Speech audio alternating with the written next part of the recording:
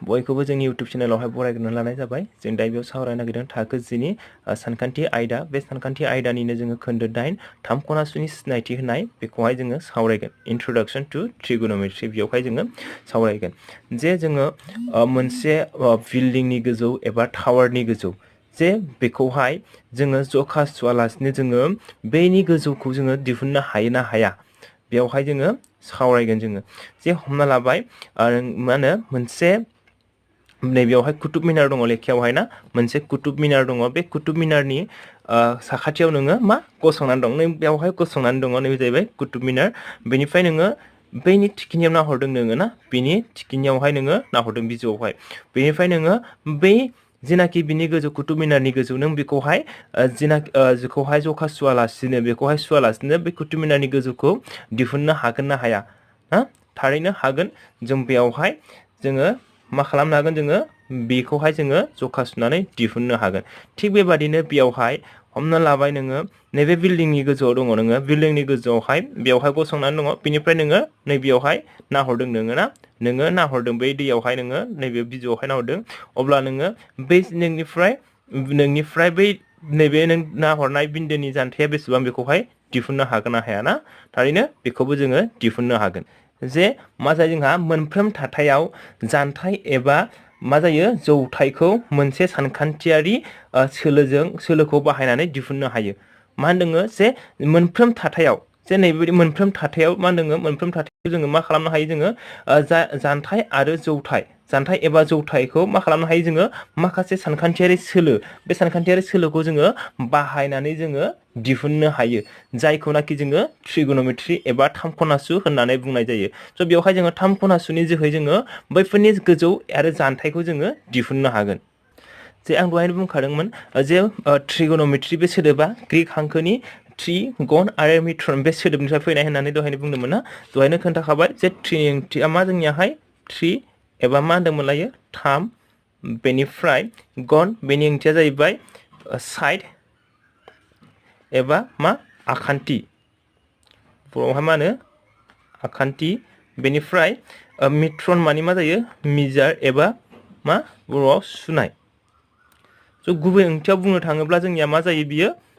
गुबै ओंथियाव मा जायो ट्रिगोनोमेट्री एबा थाम खनासुआ जाहैबाय जोंना मा मोनसे आखान्थिथामनि आखान्थि आरो खनाफोरनि गेजेराव थानाय सोमोन्दोनि फरायसंनाय। मा होनदों गुबै ओंथियाव जोंनिया मा जायो बेयावहाय मा गुबैयाव थाम खनासुआ जाबाय मोनसे आखान्थिथामनि आखान्थि आरो खनाफोरनि गेजेराव थानाय सोमोन्दोफोरनि फरायसंनाय। दानिया जों बेयावहाय सावरायगोन मा थाम खनासुआरि रुजुथाय। जों बेयावहाय सावरायगोन थाम खनासुआरि रुजुथाय। बे थाम खनासुआरि रुजुथाया मा जायो बेयो मा जाहैबाय मोनसे खनाथि आखान्थिथामाव मा जायो बियो मोनसे खनासा खनानि थाम खनासुआरि रुजुथायफोरनि बेनि खना आरो बेनि आखान्थिफोरनि लावथायनि सोमोन्दोखौहाय फोरमायगोन बियो। थ' दाना जोङो बेवहाय नायदो जोङो बेवहाय नोङो थाम खनासुआरि रुजुथाय बेयावहाय मा होनदों ट्रिगोनोमेट्रिक रेशिय'। जे बेवहाय जोङो मोनसे बेवहाय आखान्थिथाम नुदों आरो बेवहाय मोनसे आखान्थिथाम नुदों जोङो ना बेवहाय दङ मोननै आखान्थिथाम दं बेवहाय।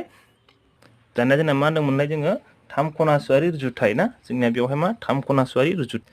जोंना मा जागोन जेब्लायबो बेवहाय बे थाम खनासुआरियावहाय जोंना मा जागोन जेब्लायबो आखान्थिथाम बेवहाय खनाथि आखान्थिथाम महरनि जागोन। खनाथि आखान्थि मानि नैबियो थोंगोर 90 डिग्री जागोन ना। जे नैबेयावहाय नोङो दङ सापस बेवहाय नोङो बियो मोनसे मुवानि जौथाय बियो मा जागोन जेब्लायबो बेयाव मा जागोन 90 डिग्री जागोन। बे आखान्थिथामा मा जागोन नोङो 90 डिग्री। होमबा बेनियाव जोङो मा जानांगोन जोंनिया आखान्थिथामा जोंना 90 डिग्री जानांगोन बा खनाथि खना जानांगोन। जे बेयावहाय जोङो जेब्ला नैबेखौ जोङो खना ए खौ लागोन जे नोङो बेयावहाय जोङो नैबेखौ लागोन जोंना खना ए नि मान एबा खना ए खौ लायोब्ला जोंना जे खना ए बेयावहाय खना ए खौ लानाय लोगो लोगो बा एंगेल ए खौ लानाय लोगो लोगो नै बेयो मा जागोन एंगेल ए जों नांनानै थानाय सिनखौ मा होनना बुंगोन जोङो बेखौहाय खना ए नि नांजाब आखान्थि बा एंगेल ए नि मा जागोन बियो नांजाब आखान्थि। जायनाखि एंगेल ए जों नांजाबनानै दङना ए खनाजों जायखिनाखि नांजाबना दं बेखौ मा होनगोन जोङो नांजाब आखान्थि ए खनानि नांजाब आखान्थि एबा मा होनना बुंगोन जों बेखौहाय हासाबो होनना बुंगोन जों हासा। बेखौ जोङो हासा होननानै बुंगोन जों बेखौहाय बा मा होनगोन बेस बिजों दिन्थियो जोङो ना बेखौहाय बेस। बेनिफ्राय जोङो जिनाखि नैबे एंगल ए नैबे एंगल एबा खना ए नि जिनाखि उल्था आखान्थि नैबेनि उल्थायै थानाय नैयाव ना नांजाबना थायाखै बियो जे नैबेखौ मा होनना बुंगोन जोङो ए खनानि उल्था आखान्थि ए खनानि सरि एंगल ए नि जाखाबाय ना एंगल ए नि मा जागोन बियो उल्था आखान्थि एंगल ए नि उल्था आखान्थि जे बिनि बे आखान्थिनि उल्थायै दं नालाय बेखायनो एंगल ए नि उल्था आखान्थि होनना बुङो दानिया नैबे कुइसनखौलाय मा होनगोन बियो मा जायनाखि जाय नैबे 90 डिग्री बा खनाथि खनानि उल्था आखान्थि जायो नैबे 90 डिग्रीनि उल्था आखान्थि जायो बेखौ मा होनना बुङो जोङो लाव आखान्थि होननानै बुङो जोङो लाव आखान्थि एबा ओइथिं दिन्थिगोन जोङो हाइपोटेनास होनना बुंगोन बेखौहाय पारपेंडिकुलार होनना बुंगोन जों इंराजियावहाय पारपेंडिकुलारबो होनना बुंगोन जों बेखौ थ' होमबा जों मिथिबाय जाय खनानिखौ लादों जोङो ना जाय खनाखौ जों बबे मोनसे खनाखौ लादों बै खनाजों नांजाबनानै थानाय जिनाखि आखान्थि बे आखान्थिखौ मा होनना बुंगोन जोङो हासा एबा ए खनानि नांजाब आखान्थि होननानै बुंगोन जोङो बेनिफ्राय ए खनानि उल्था आखान्थिखौ मा होनना बुंगोन जोङो ए खनानि उल्था आखान्थिखौ जोङो बुंगोन मा होनो पि एबा एंगल ए नि उल्था आखान्थिनि बे फारसे थानायखौ ना उल्था आखान्थि एबा मा होनगोन पारपेंडिकुलार एबा थोंगोर होननानै बुंगोन जों बेखौहाय थोंगोर एबा जौथाय ना बेनिफ्राय जे खनाथि खनानि जिनाखि उल्था जायो खनाथि खनानि उल्था आखान्थिखौ मा होनना बुंगोन जोङो लाव आखान्थि होननानै बुंगोन जों नैबे एंगल ए नि थाखाय ना थ' दानिया जोङो जेब्ला जोङो एंगल सिखौ लागोन अब्ला बेयावहाय बेबो उल्था आखान्थि जागोन नामा जोंना जे एंगल्सनि उल्था आखान्थि जागोन नामा जाया बियो मानि थाखाय जाया जे दानिया जोंना मा नैबे सिखौसो लादों जोङो ना बेखायनो बेखायनो मा जागोन जोंनिया नैबे सिजोंहाय नांजाबनासो दं बियो ना सि खनाजों नांजाबना दङ जे जि खनाया जि आखान्थिया जाय खनाजों नांजाबना दं बेखौ मा होनगोन जोङो नांजाब आखान्थि होनगोन बेवहाय मा खना ए नंला दे सि जाबाय नालाय सिखौ लाबाय नालाय बेखायनो एंगल सि नि मा जागोन बियो नांजाब आखान्थि जासिगोन बियो नांजाब आखान्थि बा नांजाब आखान्थिखौ मा होनना बुङोमोनलाय जोङो हासा होननानै बुङो जोङो ना बेनिफ्राय नैबिनि उल्था खनाया बबे उल्था आखान्थिया जे बेयावहायबो बेथ' नांजाबनासो दं बेबो नांजाबनासो दं ना होमबा नै बियो मा जागोन बियो जोंना उल्थायै दं बे नांजाबाखैना होमबा बियो मा जागोन एंगल सि नि मा जागोन बियो उल्था आखान्थि जे उल्था आखान्थिखौ मा होननानै बुङोमोन जोङो पारपेंडिकुलार एबा फि बा मा होनगोन थोंगोर ना थोंगोर बेनिफ्राय जोंना नैबे खनाथि खनानि उल्था आखान्थि जे खनाथि खनानि उल्था आखान्थिखौ मा होनना बुङो जोङो लाव आखान्थि एबा हाइपोटेनास होननानै बुङो जों ना थ' दानिया जोंना थाम खनासुआरि रुजुथाय एंगल ए निखौ जों बेवहाय लागोन लेखायावहाय जोंहा लेखायावबो दंखायो एंगल ए स' जोंना मा फैगोन जोंना साइन ए बेनिफ्राय फैगोन जोंना मा कस ए बेनिफ्राय फैगोन जोंना मा टेन ए बेफोर मोनसे मोनथामखौ जोङो गोसोआव लाग्रोबानो जोङो बेवहाय रुजुथाय दिहुननायखौ जों हागोन जोङो बेवहाय थाम खनासुआरि रुजुथाय दिहुननायखौ थ' जोङो साइन ए कस ए आरो टेन ए साइन एंगल माने ए माने एंगल ए नि बे रुजुथाय ना एंगल ए खौ लानानै जों बेवहाय जों रुजुथाय दिहुननायावहाय जों मा लागोन जोङो जेब्लायबो खना सा खनाखौ लागोन जों मोनसे खना सा खनाखौ बे खनाथि खनाखौ लाया जोङो खना सा खनाखौ लागोन जोङो थ' बेवहाय जोङो बेवहाय मोनसे खोथाखौ गोसोआव ला बा मोनसे फर्मुलाखौ गोसोआव ला जे नैबेखौहाय फराय हागोन हाथारगोन बेखौ जे नैबे बेखौ फराय हागोन हाथारगोन बेखौ जे बेखौ नोंथाङा गोसोआव लायोब्लानो जे नैबेखौहाय गोरलैहाय साइन ए मा होनो साइन ए कस ए टेन ए नैबेनिहाय रुजुथायखौ नोंसोरो गोसोआव थागोन आरो बेखौ गोसोआव लाबोना पि एइच बि फराय बेखौ फराय हागोन हाथारगोन बेखौ पि मानि मा जोंनिया पि मानि पारपेंडिकुलार मानि मामोन जोंनियाहाय उल्था आखान्थि जागोन मिथिबाय उल्था आखान्थि खना बे जाय खनाखौ लादों बिनि उल्था आखान्थि जागोन बियो पारपेंडिकुलार ना बिनिफ्राय बिया मानि बेस मानि मामोन जोंना हासा मानि मा नांजाब आखान्थि बे खनानि नांजाब आखान्थि बेनिफ्राय ओइच हाइपोटेनास मानि मा जायो खनाथि खनानि उल्था आखान्थि हाइपोटेनास मानि मा जायो जोंना खनाथि खनानि उल्था आखान्थि होमबा जोंना मा फैगोन फार्स्टआव नैबेखौ गोसोआव लानांगोन साइन फैगोन बिनि उनावहाय कस बिनि उनावहाय टेन अब्ला साइन ए मा जागोन जोंना पि बाइ एइच मानि मा पारपेंडिकुलार बाइ हाइपोटेनास पारपेंडिकुलार मानि मामोनलाय जोंनियाहाय पारपेंडिकुलार मानि ए खनानि जों एंगल ए खौ लादों नालाय बेखौ ए लादों आरोना सि लाबा सि जागौमोन होमबा ए लादों नालाय ए खनानि मा जागोन बियो उल्था आखान्थि ना ए खनानि उल्था आखान्थि सरि इयावहाय ना एसे माबा जाबाय बेयावहाय मा दोङो ए खनानि मा जायो ए खनानि उल्था आखान्थि जागोन बे ए खनानि उल्था मा जागोन आखान्थि ए खनानि उल्था आखान्थि एबा मा ब्राय मा जागोन जोंना हाइपोटेनास माने मा जे हाइपोटेनासआ जोंना मा लाव आखान्थि एबा मा जागोन बेयावहाय जे जोंनिया ए खनानि उल्था आखान्थिया बबे जोंनियाहाय ए खनानि उल्था आखान्थिया जोंना BC ना नै बेयो BC आहाय पारपेन्डिकुलार आहाय BC जागोन BC माने मा जोंना पारपेन्डिकुलार हाइपोटेनास माने AC ना AC आहाय हाइपोटेनास AC बेखौ मिथिबाय जोङो माने P/H ना फराय बेखौ फराय हागोन हाथारगोन दानिया जोंना मा दङ कसआव मा फैगोन जोंना नेक्स्टआवहाय मा फैगोन B/H माने बेस बाय हाइपोटेनास बेसआ जोंना मा नांजाब आखान्थि जायो जोंना ना होमबा एंगल ए नि मा नांजाब आखान्थि जे नांजाब आखान्थि माने मा हासा नांजाब आखान्थि माने हासा एबा बेस B बेनिफ्राय बे मा जागोन H मानेथ' मा हाइपोटेनास लाव आखान्थि ना लाव आखान्थि जोंना बेवहाय मा लाव आखान्थि बेवहाय ए खनानि नांजाब आखान्थिया बबे जोंना ए खनानि नांजाब आखान्थिया AB आहाय ए खनानि नांजाब आखान्थि बिनिफ्राय लाव आखान्थिया AC आहाय लाव आखान्थि दा जोंना 10 दङ बिनि उनावहाय 10 दङ जोंना 10 आवहाय मा जागोन जोंना 10 माने मा जायो P/B माने पारपेन्डिकुलार बाय बेस पारपेन्डिकुलार माने बेवहाय जोंना जागोन पारपेन्डिकुलारा जोंनिया मामोन लायो जोंनिया नांजाब ए नि मा उल्था आखान्थि ए खनानि उल्था आखान्थि बेनिफ्राय मा दंमोनलाय जोंना एंगल ए नि मा जागोन बियो नांजाब हासा माने मा नांजाब आखान्थि होमबा मा जागोन बेवहाय ए खनानि उल्था आखान्थिया जोंना मा BC पारपेन्डिकुलारा जोंना थोंगोरा मा BC बिनिफ्राय हासाया बबे जोंना AB दाना जोङो बेखौहाय जोङो मोनबाय जोङो ना दानिया जोंनिया मा मोनगोन जोङो बेखौहाय बानायखांनायनि उनावहाय जोङो मा फैबावगोन जोंनियाहाय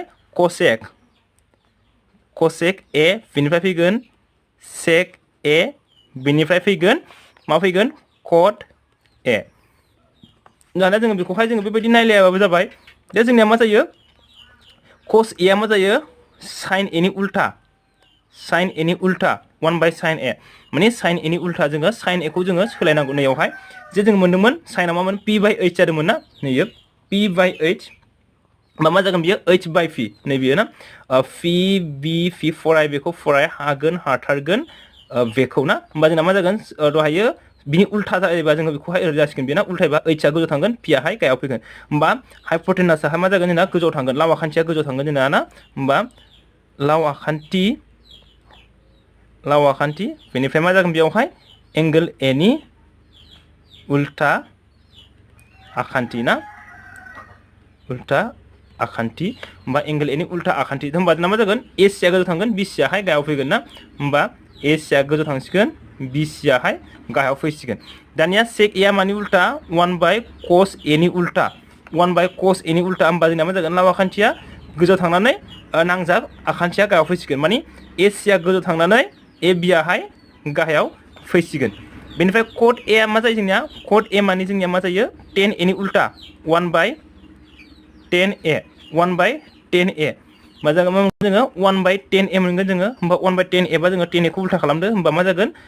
नांजाब आखान्थिया गोजौ थांसिगोन ए खनानि नांजाब आखान्थिया बेनिफ्राय ए खनानि उल्था आखान्थिया जोंना गाहायाव फैसिगोन होमबा AB आ जोंना मा जागोन गोजौ थांगोन बेनिफ्राय BC आहाय गाहायाव फैगोन जों बेखौहाय मिथिबाय जोङो जे बेयावहाय मोनबाय जोङो मा जे sin A cos A tan A बेखौ जोङो हायोब्लानो जोङो बेखौ मिथियोब्ला जों मा नैबिसोरखौहाय जोङो उल्था खालामनानै जोङो मोनबाय जों ना जोंना फर्मुलाया मा गोसोआव लानांगौहाय फराय बेखौ फराय हागोन हाथारगोन बेखौ ना PVP डिवाइडेड बाय मा HHB बेखौहाय गोसोआव लाब्लानो बेखौहाय नोंसोरो मा गोरलैयैनो गोसोआव थागोन आरो बेनिफ्राय जों मोनबावो tan A मा होनो tan A एबा tan थीटा माने मा जायो जोंनियाहाय sin A by sin theta एबा sin बेयावहाय मा जागोन cos A एबा cos थीटा मिथिबाय जोङो tan A माने मा sin A खौहाय मा खालामनांगोन cos A जोंहाय राननांगोन जोङो ना sin A नि समाव tan A नि समाव मा जायो sin A by cos A बेनिफ्राय cot A माने मा जायो cos A by sin A बेखौहाय गोसोआव लाबानो जाबाय ना बेखिनिखौ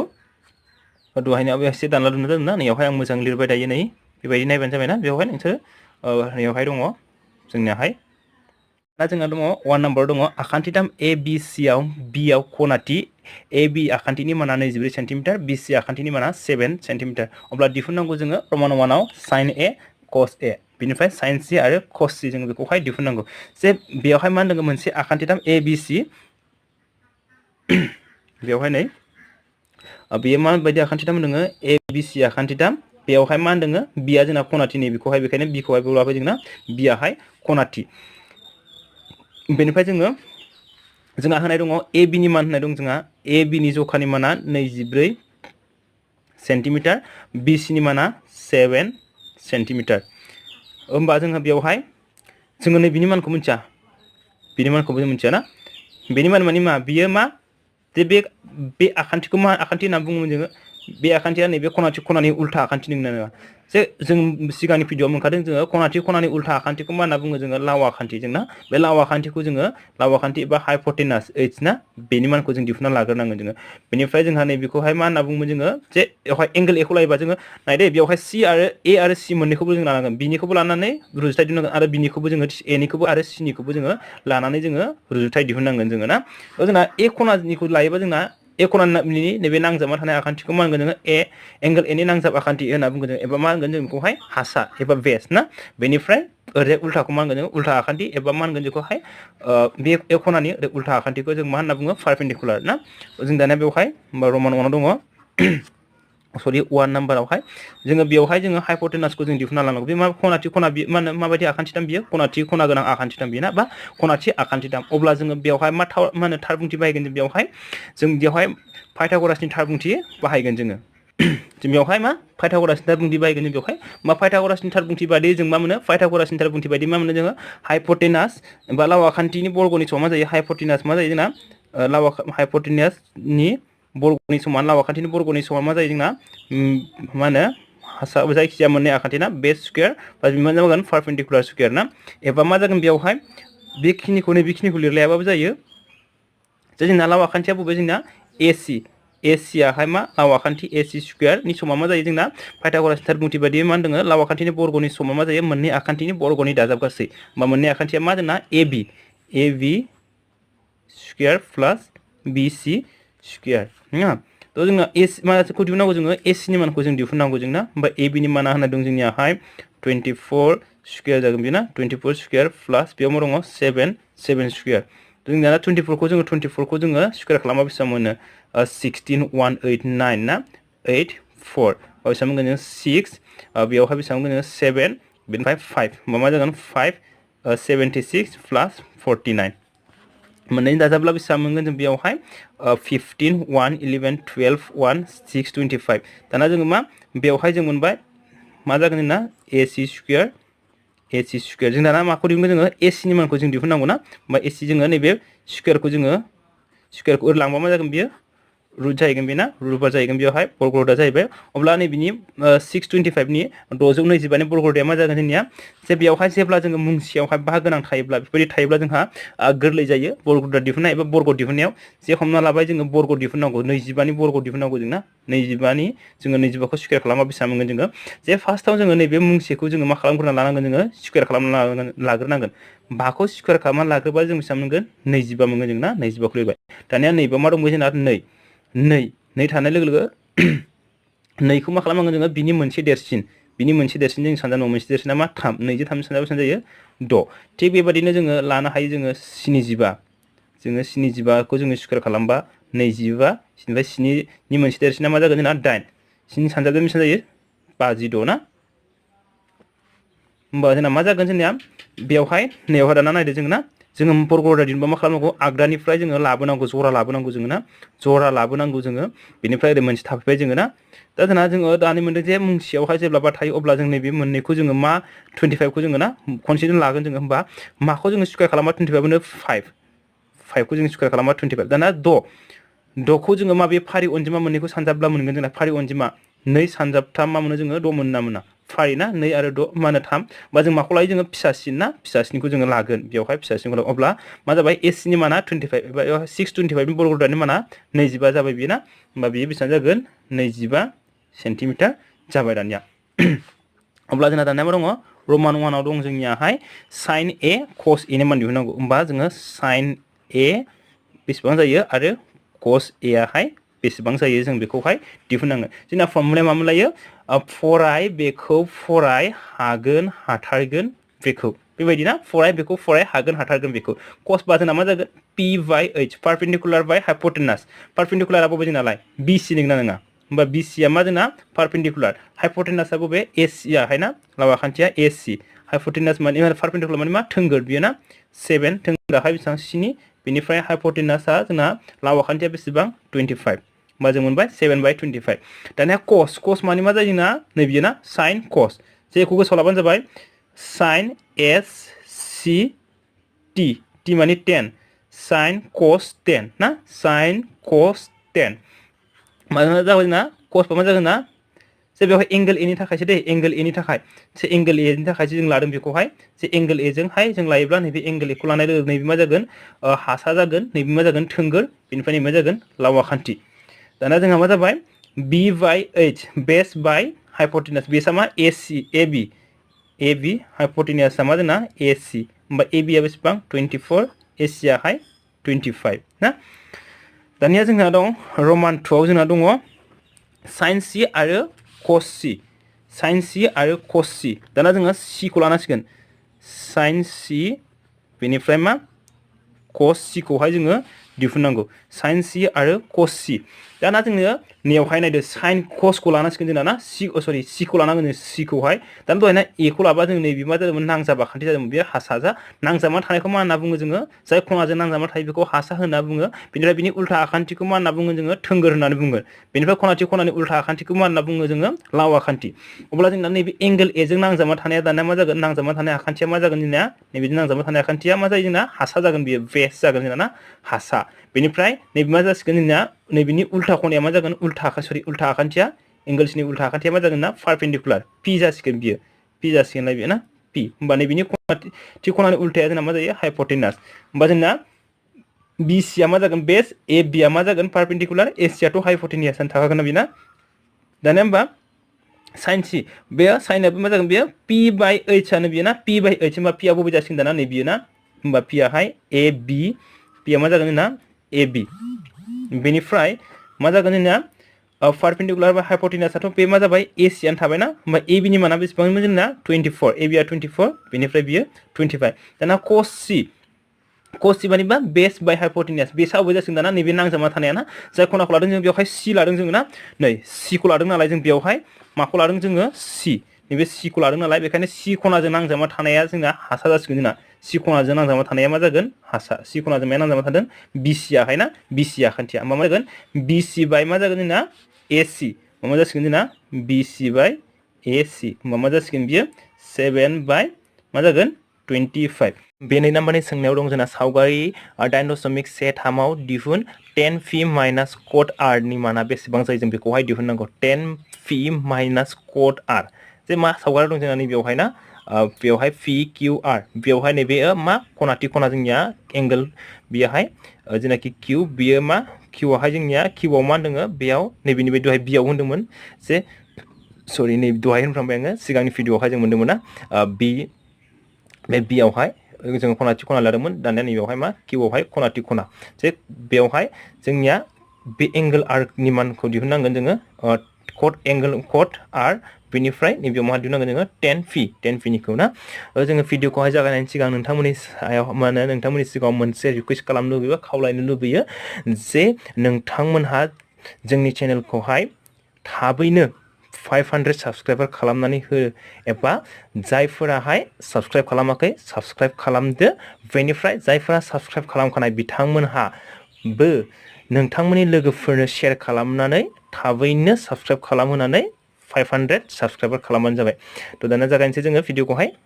होमबा जोङो बेवहाय बानायबाय जोङो सिगांनि भिडिअआवहाय जेरै बानायदोंमोन मोनसे आखान्थिनि जाहा बेयाव मोनसे आखान्थिनि जखाया होनाय गैया जों बेखौहाय दिहुनना लानांगोन जे बेयो मोनसे मा खनाथि खना जायोब्ला जोङो मा खालामो मा थारबुंथि बाहायोमोन जोङो बाहायगोन बेवहाय पाइथागरासनि थारबुंथि ना होमबा बेवहाय पाइथागरासनि थारबुंथि बादियै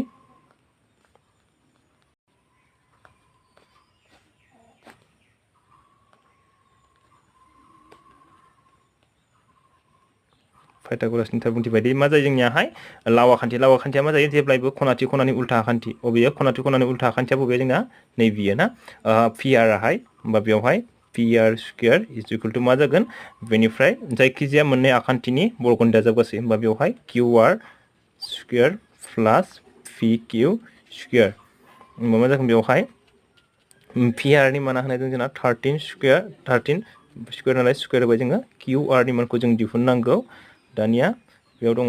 pq नि माना 12 होमबा स्क्वायर दं नालाय स्क्वायर जाबाय जोङो 13 खौ स्क्वायर खालामबा बेसेबां मोनगोन जोङो 169 बेनिफ्राय qr स्क्वायर बेनिफ्राय 12 खौ स्क्वायर खालामबा बेसेबां मोनगोन जोङो 144 दाना जों बेवहाय qr नि मानखौ दिहुननांगौ जोंना होमबा qr इखौ ओरै हरबा बे माइनास जागोन बा इखौ ओरै लाबोयोब्ला बेखौ ओरै फारसेखै लाबोदो बेखौ ओरै लांदो ना अब्ला जों इखौ लाबोनाय खालामबाय जोङो qr स्क्वायरखौ बेनिफ्राय ओरै मा थागोन जोंना 169 दाना नैबेखौहाय बियो ओरै दंमोन नालाय बेखौ ओरै लांब्ला माइनास प्लासआ मा जागोन माइनास 144 जागोन बियो ना होमबा 9 निफ्राय 4 थांबा 5 6 निफ्राय 4 थांबा 2 होमबा qr is equal to root over 25 नि बर्डे मा जायो जोंना 5 ना 5 जाबाय 5 सेन्टिमिटार अब्ला जोङो बेवहाय मा मोनबाय जोङो 5 सेन्टिमिटार जाबाय दाना जों मा खालामनांगौ जोङो 10 फि माइनास कट आर खौ जोङो आरआ बेसेबां जायो बेखौ दिहुननांगौ जोंना कट दे बियो कट आर होमबा बेवहाय जाबाय जोंना मामोन गोसोआव लादो फराय बेखौ फराय हागोन हाथारगोन बेखौ कस मामोन जोंना कस बेनिफ्राय सरि साइन cos 10 sin cos 10 बेनिफ्राय मा जायो cosec sec cot ना cosec sec cot मोन दा दा जोंना 10 मानि मा 10 आ p by b मानि मा perpendicular by base 10 फि आवहाय दे p खौ लायोब्ला नै बियो ना एंगल फि नैबे एंगल फिनि एंगल फि 10 नालाय 10 फि आवहाय एंगल फि खौ लानांगोन जोङो नैबेखौहाय नैबे p आवहाय लानांगोन जोङो थ' बेखौ लायोब्ला जोंना ना नैबेयो मा जागोन नांजाब जे नैबे खनाजों नांजाबना थानायखौ मा होनगोन जोङो हासा बा नांजाब आखान्थि ए खनानि माने p खनानि नांजाब आखान्थि जागोन बियो बेनिफ्राय नैबे मा जागोन उल्था खनाया मा जागोन थोंगोर उल्था खनाया माने उल्था आखान्थिया नैबेनि माने p खनानि उल्था आखान्थिया मा जायो जोंनाहाय उल्था आखान्थिया मा जागोन थोंगोर जागोन बेनिफ्राय नैबेथ' मा नैबेनि जेनाखि उल्था खनानि उल्था बियो मा जायो जोंना हाइपटेनास जागोन बेना बेवहाय मा जागोन हाइपटेनास बेनिफ्राय मा जागोन जोंना नांजाबना थानाया नैबे खनाजों नांजाबना थानाया बेस जागोन बेनिफ्राय नैबे उल्था खनाया मा जागोन जोंना सरि उल्था आखान्थि नैबे आखान्थि दे सरि खनाफ्राव आखान्थिया मा जागोन जोंनाहाय होमबा पारपेन्डिकुलार होमबा जों बे बेस हाइपटेनास पारपेन्डिकुलार होमबा पारपेन्डिकुलार बाय बेस पारपेन्डिकुलारा बबे किउ आर बेनिफ्राय बेसआ बबे जोंनियाहाय पि किउ माइनास दाना जोंना मा जायो कट आर मानि मा नैबे आर कट आर हा दाना जोङो कट आर खौ लागोन जोङो दाना कट आर आव नैबे आर खौ लायोब्ला जोंना जों मोनो जे कटआ मा जायोमोन लायो मानि उल्टामोन जोंनिया 10 नि उल्टा होमबा b बाय p बेस बाय जोङो दाना नैखौ लानाय लोगो नैबेखौ जोङो आर खौ लानाय लोगो दाना बेसआ बबे जागोन जे नैबे खनाजों आर खनाजों नांजाबना थानाय जेनाखि आखान्थि नांजाब आखान्थि एंगल आर नि नांजाब आखान्थिया मा जायो ना बेस जागोन दाना नैबे बेस जासिगोन बेसआ दाना जोंना गोजौआव थांगोन होमबा किउ आर बेनिफ्राय दाना जासिगोन बेनिफ्राय पारपेन्डिकुलारा मा जासिगोन गाहायाव फैगोन पारपेन्डिकुलार माने नैबे थोंगोर ना नैबेजों उल्था खनाया सरि उल्था आखान्थिया एंगल आर नि उल्था आखान्थि नैबे उल्था आखान्थिया मा जागोन दाना पारपेन्डिकुलार जासिगोन उल्था आखान्थिया मा जागोन पारपेन्डिकुलार नांजाब आखान्थिया मा जागोन बेस हासा जागोन बियो मिथिबाय बेस बेखौ साला दाना मा जागोन जोंना पि किउ ना जोंना दाना मा होनो किउ आर नि मानाहाय 5 बेनिफ्राय पि किउ आहाय 12 माइनास बेनिफ्राय किउ आर नि मानाबो 5 माने पि किउ आथ' एखेयानोखा जोंना ना होमबा बेवहाय ना अनजिमाया एखे नङा 5 माने 5/12 माइनास 5/12 होमबा मा जागोन बियो 0 होमब्ला बिनि माना मा जागोन जोंना 0 जाबाय बेना होमबा एन्सारा 0 थाम नाम्बारनिखौ जों सावरायगोन थाम नाम्बारनि सोंनायनि सायावहाय बेवहाय दङ जोंनिया जुदि साइन ए नि समानहाय 4 बाहागोनि 3 जायोब्ला कस ए आरो टेन ए खौ साननानै दिहुननो होनदों बेवहाय जे सायावहाय बेखौ दिहुननोब्ला जों मा खालामनांगोन जोङो मोनसे आखान्थिथाम आखिना लानांगोन जों माबायदि आखान्थिथाम खनाथि आखान्थिथाम जों मोनखादों सिगाङावनो खनाथि आखान्थिथाम जानांगौ बिनिया ना होमबा जों बेबायदि आखिबाय जोङो बेखौहाय जोङो जे जोंना ए खना होनाय दङ बेवहाय ना ए खना नैयावहाय ए खना दङ ना बेखायनो जोङो गोरलै जानायनि थाखाय नैबेखौहाय ए लादो जोङो ना बेखौहाय ए लादो जोङो ओमफ्राय बेखौ ए लाबाय बियाव जोङो खनाथि खालामबाय जोङो ना खनाथि खना बेनिफ्राय नैबेखौहाय जोङो सि लाबाय होमबा जोंनिया बेयावहाय होनाय दङ गिभेन बा होनाय दं मा होनाय दंमोन जोंनियाहाय sin a नि समान मा होननाय दङ नै sin a नि समान जोंना होनाय दङ 3/4 ना 3/4 होनाय दं जोंनिया जे जों मिथिगौ जोंना फर्मुला मा मोनलायो फराय बेखौ फराय हागोन हाथारगोन बेखौ ना होमबा जोंना फार्स्ट मा फैयोमोन sin cos 10 ना sin cos 10 होमबा sin मा जायो p/h p मानि मामोन जोंनिया पारपेंडिकुलार h मानि मामोन जोंनिया हाइपोटेनियास जे पारपेंडिकुलारा माखौ बुङो जे जाय खनाखौ लादों बै खनानि मा जायो जोंना बेवहाय जे ए खनाखौ लादों जोंना ए खनाखौ लादों होमबा बे ए खनानि मा जायो उल्था आखान्थिया मा जायो जोंना थोंगोर जायो जोंना ना जों सिगाङाव सावरायबोखाबाय उल्था आखान्थिया मा जायो थोंगोर मा जागोन जोंना होमबा पारपेंडिकुलार जागोन बे थोंगोर बेनिफ्राय बेयाव दङ हाइपोटेनियास बा लाव आखान्थिया माखौ होनो मोनसे जोंनिया खनाथि खनानि मा जायो उल्था आखान्थि बे खनाथि खनानि उल्था आखान्थिया नै बियो ना बे मा जागोन जोंना हाइपोटेनियास जागोन बेनिफ्राय मा जागोन जोंना बेस ना नै बियो बेस हासाया मा जायो जोंना जे जाय खनाखौ लादों बे खनाजों नांजाबनाय आखान्थिया मा जायो जोंना हासा जायो एबा बेस जायो जोंना ना बियो बेस जागोन होमबा जोंना sin माने मा p/h माने पारपेंडिकुलार बाय हाइपोटेनियास पारपेंडिकुलारा बबे जोंनिया bc आ पारपेंडिकुलार होमबा bc डिवाइडेड बाय मा जायो जोंनिया h माने हाइपोटेनियासआ ac होमबा मा जागोन ac नायदो दानिया जोंना मा जाना दं बेवहाय bc नि माना बेसेबां 3 जाना दङ ac नि माना मा जाना दङ 4 दङ बेनिखायनो जों हमबाय जे बेवहाय बेनिखायनो b मा जागोन बेवहाय bc = 3k आरो मा खालामबाय जोङो ac नि मानखौबो जोङो 4k हमना लाबाय जों बेवहाय मा खालामनांगोन bc नि मानखौ जोङो 3k लाबाय जोङो ना 3k बेनिफ्राय ac नि माना जोंना 4k जाबाय दाना जोङो नैबेखौहाय जोङो दिहुनना लानांसिगोन ना ab नि मानखौ जोङो दिहुनना लानांसिगोन होमबा जोंना मा जायो खनाथि आखान्थि दामावहाय जोङो मा बाहायोमोन जोङो पाइथागरासनि थारबुंथि बाहायगोन जोङो ना जोंना मा जायो पाइथागरासनि थारबुंथि बायदि मा मोनोमोनलाय जोङो जे लाव आखान्थिनि बर्गनि समान मा जायो मोननै आखान्थिनि बर्गनि दाजाबगासै जे लाव आखान्थिया बबे जोंनिया ac आहाय ac स्क्वायर बेनिफ्राय मोननै आखान्थिफोराव दं जोंना ab स्क्वायर प्लास मा जागोन bc स्क्वायर जागोन बेयाव ना होमबा ac नि माना जोंनिया मा दङ 4k जोंना स्क्वायर दं नालाय बेखायनो ब्रेकेटावहाय स्क्वायरखौ होनांगोन जोंना बेनिफ्राय समानसिन दं नालाय समानसिन ab दङ ab नि मानाथ' गैया जों दिहुननांगौसो बेखायनो ab खौहाय ab स्क्वायरनि दोनबाय प्लास bc आ जोंना मा जोंनिया 3k होमबा 3k स्क्वायर दङ बेनिखायनो ब्रेकेटावहाय ना बेखायनो सायावहाय जोङो स्क्वायर दोनबाय दाना जोङो 4 खौ स्क्वायर खालामबा मा जायो 4 खौ स्क्वायर खालामनानै 4 सानजा 4 ना 4 खौ जोङो स्क्वायर खालामनाय माने 4 सानजा 4 होमबा मा जागोन 4 सानजा 4 मा जायो जोंना 0 जायो k खौ स्क्वायर खालामबा k स्क्वायर जागोन बेनिफ्राय ab स्क्वायर प्लास 3 खौ स्क्वायर खालामबा बेसेबां जायो 3 सानजा 3 9 ना 9 k खौ स्क्वायर खालामबाथाय k स्क्वायर जाबाय बियो दाना जों मा खालामनो हायो जोङो नैबेखौनो ओरै लाबोनो हायो जोंना जे नोंसोर बुजियाब्लाथाय a लिरथारबानो जाबाय ab स्क्वायर प्लास 9k स्क्वायर =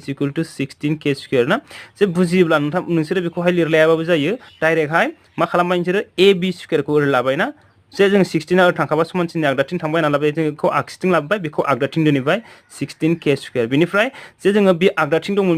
आगसिथिं दंमोन ना होमबा आगदाथिं लांबा मा जागोन समानसिननि आगदाथिंबा प्लासआहाय प्लास 9 आ -9k स्क्वायर जागोन बेयो ना दानिया जोङो बेयावहाय 16 निफ्राय 9 थांनाय लोगो लोगो 16 निफ्राय 9 थांबा बेसेबां जागोन बियो 7k स्क्वायर दं नालाय k स्क्वायर जाबाय बियो ना होमबा दाना मा जागोन बेयावहाय ab खौहाय जोङो लाखिनानै जोंना ab नि मानखौ जों दिहुननांगौ होमबा स्क्वायरा थांबा मा जागोन बियो बर्गदा जाहैगोन बेना 7k स्क्वायर दाना 7 नि बर्गदाया मा जायो √7 आनो जागोन बेयो ना बेयावहाय बर्गदा गैया बेहा होमबा k खौहाय मा जागोन बियो k स्क्वायरजों मा जागोन बियो स्क्वायरजोंहाय √जों दानजागोन बेना k स्क्वायरजों √जोंहाय केन्सेल जागोन बियो ना होमबा जोंना मोनबाय जों मा ab नि मानखौ √7k मोनबाय जों ना बेसेबां मोनबाय दानिया जोंना मा जागोन एबारावहाय जोंना होमबा दानिया मा दिहुननांगौ जोङो cos a आरो tan a खौ दिहुननांगौ जों ना होमबा cos a मानि मामोनलाय जोंनिया b/h नैबे sin cos 10 cos मानि b/h मानि बेस बाय हाइपोटेनियास बेस मानि नांजाब आखान्थि ना जे बे खनानि नांजाब आखान्थि जाय खनाखौ लादों जों बेवहाय a खनाखौ लादों a खनानि नांजाब आखान्थि होमबा ab आहाय a खनानि नांजाब आखान्थि बेनिफ्राय हाइपोटेनियासआ लाव आखान्थि ac आ मा होनो बे जाहैबाय खनाथि खनानि मा उल्था खना जायो बेयो उल्था आखान्थि जायो बेयो ना होमबा ab नि माना जोंना मा √7k बेनिफ्राय AC नि माना बेसेबां 4k मा जागोन बेवहाय 7 सरि k जों k दान जागोन बेना अब्ला मा थागोन होनबा √7/4 जागोन बियो दानिया जोंना मा 10a मानि मामोनलाय जोंना नै p/b perpendicular by base perpendicular बबे जोंना bc होमबा bc आ परपेंडिकुलर बेनिफ्राय बेसआ जोंना मामोनलायो ab आहाय जोंना हासा ना ab आहाय हासा होमबा जोंना मा जाबाय bc नि माना जोंना दङ 3k दङ बेनिफ्राय ab नि माना जोंना दङ √7k होमबा k जों k दानबाय बेयो मा जागोन होमबा 3/√7 जाबाय बेना 3/√7 जे जों मोनबाय cos a नि मानखौ बेसेबां मोनखो √7 डिवाइडेड बाय 4 बेनिफ्राय बेयावहाय मोनबाय जोङो 10 निखौ 3 डिवाइडेड बाय √7 मोनबाय जों ना त' दिनैनि भिडिअ'आ बेखिनियानोसै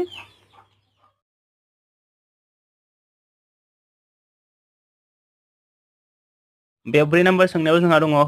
बेवहाय होनाय दं 15 cos a समान 8 sin a आरो sec a खौ दिहुन जोंहा माखौ दिहुननांगौ बेवहाय sin a आरो sec a खौ जोङो दिहुननांगौ जोङो ना होमबा जोङो बेवहाय मा खालामग्रोनांगोन जोङो जे सिगांनि भिडिअ'नि बायदि जोङो बेवहायबो खनाथि आखान्थिथा मोनसे आखिनानै लाग्रोनांगोन जोङो बेनिफ्राय जोङो मा होनो बेवहाय मा होनो मोननै आखान्थिनि मानखौहाय जों मोनगोन सिगांनि बायदि जों बानायनोसै दायो बेयाव मा जागोन बेयाव जे बेखौहाय जोङो जोंनिया मा a होनाय दंना बेयावना a होनदों नालाय बेखायनो बेखौ जोङो a हमना लादों नैखौहाय जोंहा गोरलै जानायनि थाखाय बेखौ a खना हमना लादो जोङो बेनिफ्राय b बेखौ c होमबा बेवहाय मा जागोन बियो खनाथि खना जागोन बियो ना जोंनिया बेवहाय दङ होनाय दङ मा होनाय दं जोंनियाहाय नै होनाय दंखायो जोंना 15 गिभेन बा होनाय दङ मा दङ 15 cos a नि समान मा दङ 8 ना होमबा जों बेवहाय 15 cos a अब्ला जों मा खालामनो हायो जोङो क'डखौ लाखियोब्ला मा जागोन बियो cos a खौ लाखियोब्ला 15 आ मा खालामहैगोन 8 खौहाय रानहैगोन बियो ना 8 खौहाय रानहैगोन बेनिफ्राय जोंना फर्मुलाया मा दंमोन लायो फराय बेखौ फराय सरि फराय बेखौ फरायसो ना फराय बेखौ फराय हागोन हाथारगोन बेखौ होमबा जोंना मा जायो क'डआ जोंना मा जायोमोन लायो क'ड मानि मा 10 नि उल्टा 10 आ बबे जोंनिया नैबे 10 नङा ना cos sin cos 10 sin cos 10 बेनिफ्राय मा जायो cosec sec मा जायोमोन cot cosec sec cot क'डआ मा जायो नैबे 10 नि उल्टा नैबेखौ उल्टा खालामनांगौ जोंना b/p मानि मा b मानि मा जोंना बेस बेनिफ्राय p मानि परपेंडिकुलर होमबा जोंना बेयावहाय नैबेखौ जों लादों नालाय होमबा नैबे मा जागोन परपेंडिकुलर जागोन नैबे मा जागोन जोंना हासा जागोन बेयो ना होमबा जोंना मा जागोन हासाया बबे जोंना नैबे गोजौ थांगोन बेयो ना मा जायो जोंना क'डबा मा जागोन b/p जागोन माने 10 नि उल्टा नालाय 10 आ मा जायोमोन जोंना p/b होमबा जोङो बेखौ उल्टा खालामबाथाय नैबेखौ मोनबाय जोंना होमबा बेसआ मा जागोन ab आ बेस बेनिफ्राय मा जागोन बेनिफ्राय परपेंडिकुलरा मा जोंना bc आ परपेंडिकुलर होमबा जोङो मा खालामबाय जोङो बेनिखायनो जों हमबाय मा हमबाय जोङो ab नि मानखौ मा हमबाय जों ab = 8k बेनिफ्राय bc = 15k जों बेखौहाय जों मोनबाय ab नि माना मा 8k bc नि माना बेसेबां मोनखो जोङो 15k दाना जोङो नैबेखौ ac नि मानखौ जोङो दिहुननांगौ होमबा जों मा पाइथागरासनि थारबुंथि बादियै ना होमबा जोङो पाइथागरासनि थारबुंथि बादियै जों मोनो मा ac बे लावाखान्थिया बबे जोंना ac होमबा ac बर्गनि समान मा जायो ab नि बर्ग प्लास bc नि बर्ग होमबा जोङो ac खौहाय जोङो दिहुननांगौ जोंना होमबा जों डाइरेक्ट लांखानोसै बेखौहाय स्क्वायरआ लांब्ला मा जायो बर्गदा जायोना होमबा ab नि माना बेसेबां जोंना 8k मोननै अनजिमा दं बेयाव ना ओंखायनो स्क्वायर होदो बेयाव माने ब्रेकेट होदो बेयाव प्लास नङाब्ला नोंसोर ब्रेकेट होआबा k खौल' हाय ना k आवल' स्क्वायर जाहैगोन बियो 8 खौ स्क्वायर खालामबावगोन बेखायनो बेवहाय ब्रेकेट हो बेनिफ्राय मा दं जोंनिया bc आ 15k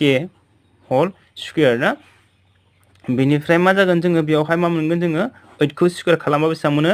8 सानजाबजों बेसेबां जायो जोंहाहाय 64 ना k खौ स्क्वायर खालामबा k स्क्वायर प्लास जे जोंहा 15 बेवहाय मुंसेयाव बा थानाय थायोब्ला जोङो माबोरै खालामोमोनलाय जोङो बाखौ खनसे स्क्वायर खालामदो 25 मोनबाय सेनि मोनसे देरसिना मा 2 से जों 2 सानजाबा बेसेबां जायो 2 बेवहाय मा जागोन k स्क्वायर जाबाय बियो ना होमबा जोङो दाजाबोब्ला 225 जों 64 खौ दाजाबोब्ला जों बेसेबां मोनगोन 4 जों 5 जों बेसेबां जायो 9 6 जों 2 जों बेसेबां जायो 8 बेनिफ्राय 2 ना k स्क्वायर होमबा जों बेसेबां मोनखो जोङो 289 k स्क्वायर मोनबाय जोङो ना दे जोङो 289 नि जोङो दाना बेवहाय जोङो बर्ग रोदाखौ दिहुनसिगोन जोंना 289 आगदानिफ्राय जोङो मा जरा जरा लाबोनांगौ होमबा 2 आग्लायबाय जे मा एखे अनजिमाखौ जोङो एखे अनजिमाजों एखे अनजिमा सानजाबा 2 मोनगोन जोङो जे जोङो 2 मोना जोंना 1 सानजाब 1 मोनो 2 सानजाब 2 4 सो जायो जोंना देरद्रायो ना बा 1 जों 1 आवहाय जोङो बेयावहाय बर्ग रोदा दिहुननायाव मा एखेजों एखे सानजाबनांगौ जोंनिया मा जागोन बियो दानख'योब्ला 1 8 9 दाना बेयाव मा थायोमोन जोंना 2 थायोमोन जोंना ना 2 जों 1 सानजाबबा 2 दाना जों माबे अनजिमाखौ जों स्क्वायर खालामबा 9 मोनगोन जोङो मा अनजिमाखौ जों स्क्वायर खालामबा 9 मोनो जोङो 3 सानजाब 3 मा जायो जोंना 9 जायो जोङो ना 3 सानजाब 3 9 होमबा जों बेवहाय 3 होनानै नायनोसै जोङो 23 जागोन जोंना 3 होनाय लोगो लोगो बेवहाय ना होमबा 3 सानजाब 3 9 जाबाय बेजों बेसेबां जायो जोंनियाहाय 2 जों 3 जों बेसेबां जायो 6 जों सरि बेवहाय 19 जागोन बेयो ना होमबा बे मा जागोन जोङो 189 मोनाखै आरो माखौ जों स्क्वायर खालामबा मोनबावो जोङो 7 खौ स्क्वायर खालामबा बेसेबां मोनो जोङो 49 मुंसेयाव 9 मोनो जोङो ना होमबा जों 7 जों नायनोसै जे मुंसेयाव जोङो 9 मोननायजोंल' नायनांगोन जोङो 3 आरो 7 खौ जों स्क्वायर खालामबाल' मा मोनो जोङो 9 मोनो जोङो ना मुंसेयाव बेखायनो बिसोर मोननैखौल' नायनांगोन जोङो बेलेगजों नायबाथाय जोङो मोनखानाय नङा बेखौ होमबा जों दानिया 7 होनानै नायनोसै 2 7 होबा 27 7 जागोन 7 सानजाब 7 49 9 4 7 जों 2 जों 14 14 जों 4 जों 18 मा जागोन बेवहाय 7 थांगोन बियो ना होमबा 189 होमबा दानखोन्दाया 0 जाबाय अब्ला जाबाय जोंनिया ना मा जागोन बेयाव 17 केनिया मा जागोन केनियाबो स्क्वायरजों मा रुट अभारजों मा जागोन बियो दानजागोन बियो ना होमबा 289 बर्ग रोदाया मा जाबाय जोंनियाहाय 17 आरो के स्क्वायरना मा जागोन के जागोन बियो होमबा जों बेखौ बेसेबां मोनखो जोङो 17 के मोनबाय जोङो ना 17 के मोनबाय जोङो अब्ला दानिया जोंनिया मा जों माखौ दिहुननांगौमोन जोंनिया बेयावहाय जोंहा होनाय दङ साइन ए आरो सेक ए खौ दिहुननांगौ साइन ए होमबा दानिया जोंना मा साइन ए खौ जों दिहुननांगौ साइन ए मानि मामोनलाय जोंनिया जों मोनखादों जे मा मोनदोंमोन जोङो फराय बेखौ फराय हागोन हाथारगोन बेखौ ना होमबा p बाय h माने पारपेंडिकुलार बाय हाइपोटेनियास पारपेंडिकुलारा बबे bc पारपेंडिकुलारा जोंनिया दङ bc हाइपोटेनियासआ दङ ac होमबा पारपेंडिकुलारनि माना ए माने बेवहाय bc नि माना बेसेबां जोंनाहाय नै bc नि माना जोंना 15k bc आहाय 15k ac नि मानखौ जों मा मोनखो नै 17k मोनबाय जोंना होमबा k जों k केन्सेल खालामबा बेसेबां जागोन जोंना बेवहाय 15 आरो 15 डिवाइडेड बाय 17 दाना मा दं जोंना सेक ए दिहुननांगौ जोंना सेक ए जे जों मोनखादों सेकआ मा जायोमोनलाय जोंनियाहाय सेकआ मानि उल्था जायोमोन जों मोनदों सिगाङावनो ना मानि उल्था जायोमोनलाय जोंना सेकआहाय नै बेवहाय नायबा मिन्थिगोन जोङो बेवहाय साइन कस 10 कसेक सेक कट ना मानि उल्था जागोन बे नाय बेवहाय मा दङ कसनि उल्था कस मानि b बाय h कस मानि b बाय h होमबा सेकआ मा जागोन जोंना h बाय b h मानि हाइपोटेनियास बाय बेस जागोन बेना हाइपोटेनियासआ जोंना मा जायो बेवहाय मामोन जोंना ac डिवाइडेड बाय मा जागोन बेसआ ab होमबा ac divided by ab ac नि माना जोंना बेसेबां 17k बेनिफ्राय ab नि माना बेसेबांमोन जोंना ab नि माना नै 8k ना ab नि माना 8k होमबा बेयाव मा जागोन जोंना 8k होमबा k जों k केन्सेल जाबाय बेना होमबा मा जागोन बेवहाय 17 बाय 8 अब्ला जों मोनबाय साइन ए नि माना बेसेबां जाखो जोंनियाहाय नै बियो मा जाबाय 15 बाय 17 बेनिफ्राय सेक ए नि माना बेसेबां जाखो 17 बाय 8 बे 5 नाम्बारनि सोंनायाव जोंहा दङ होनाय दं सेक थीटानि माना 13 बाय 12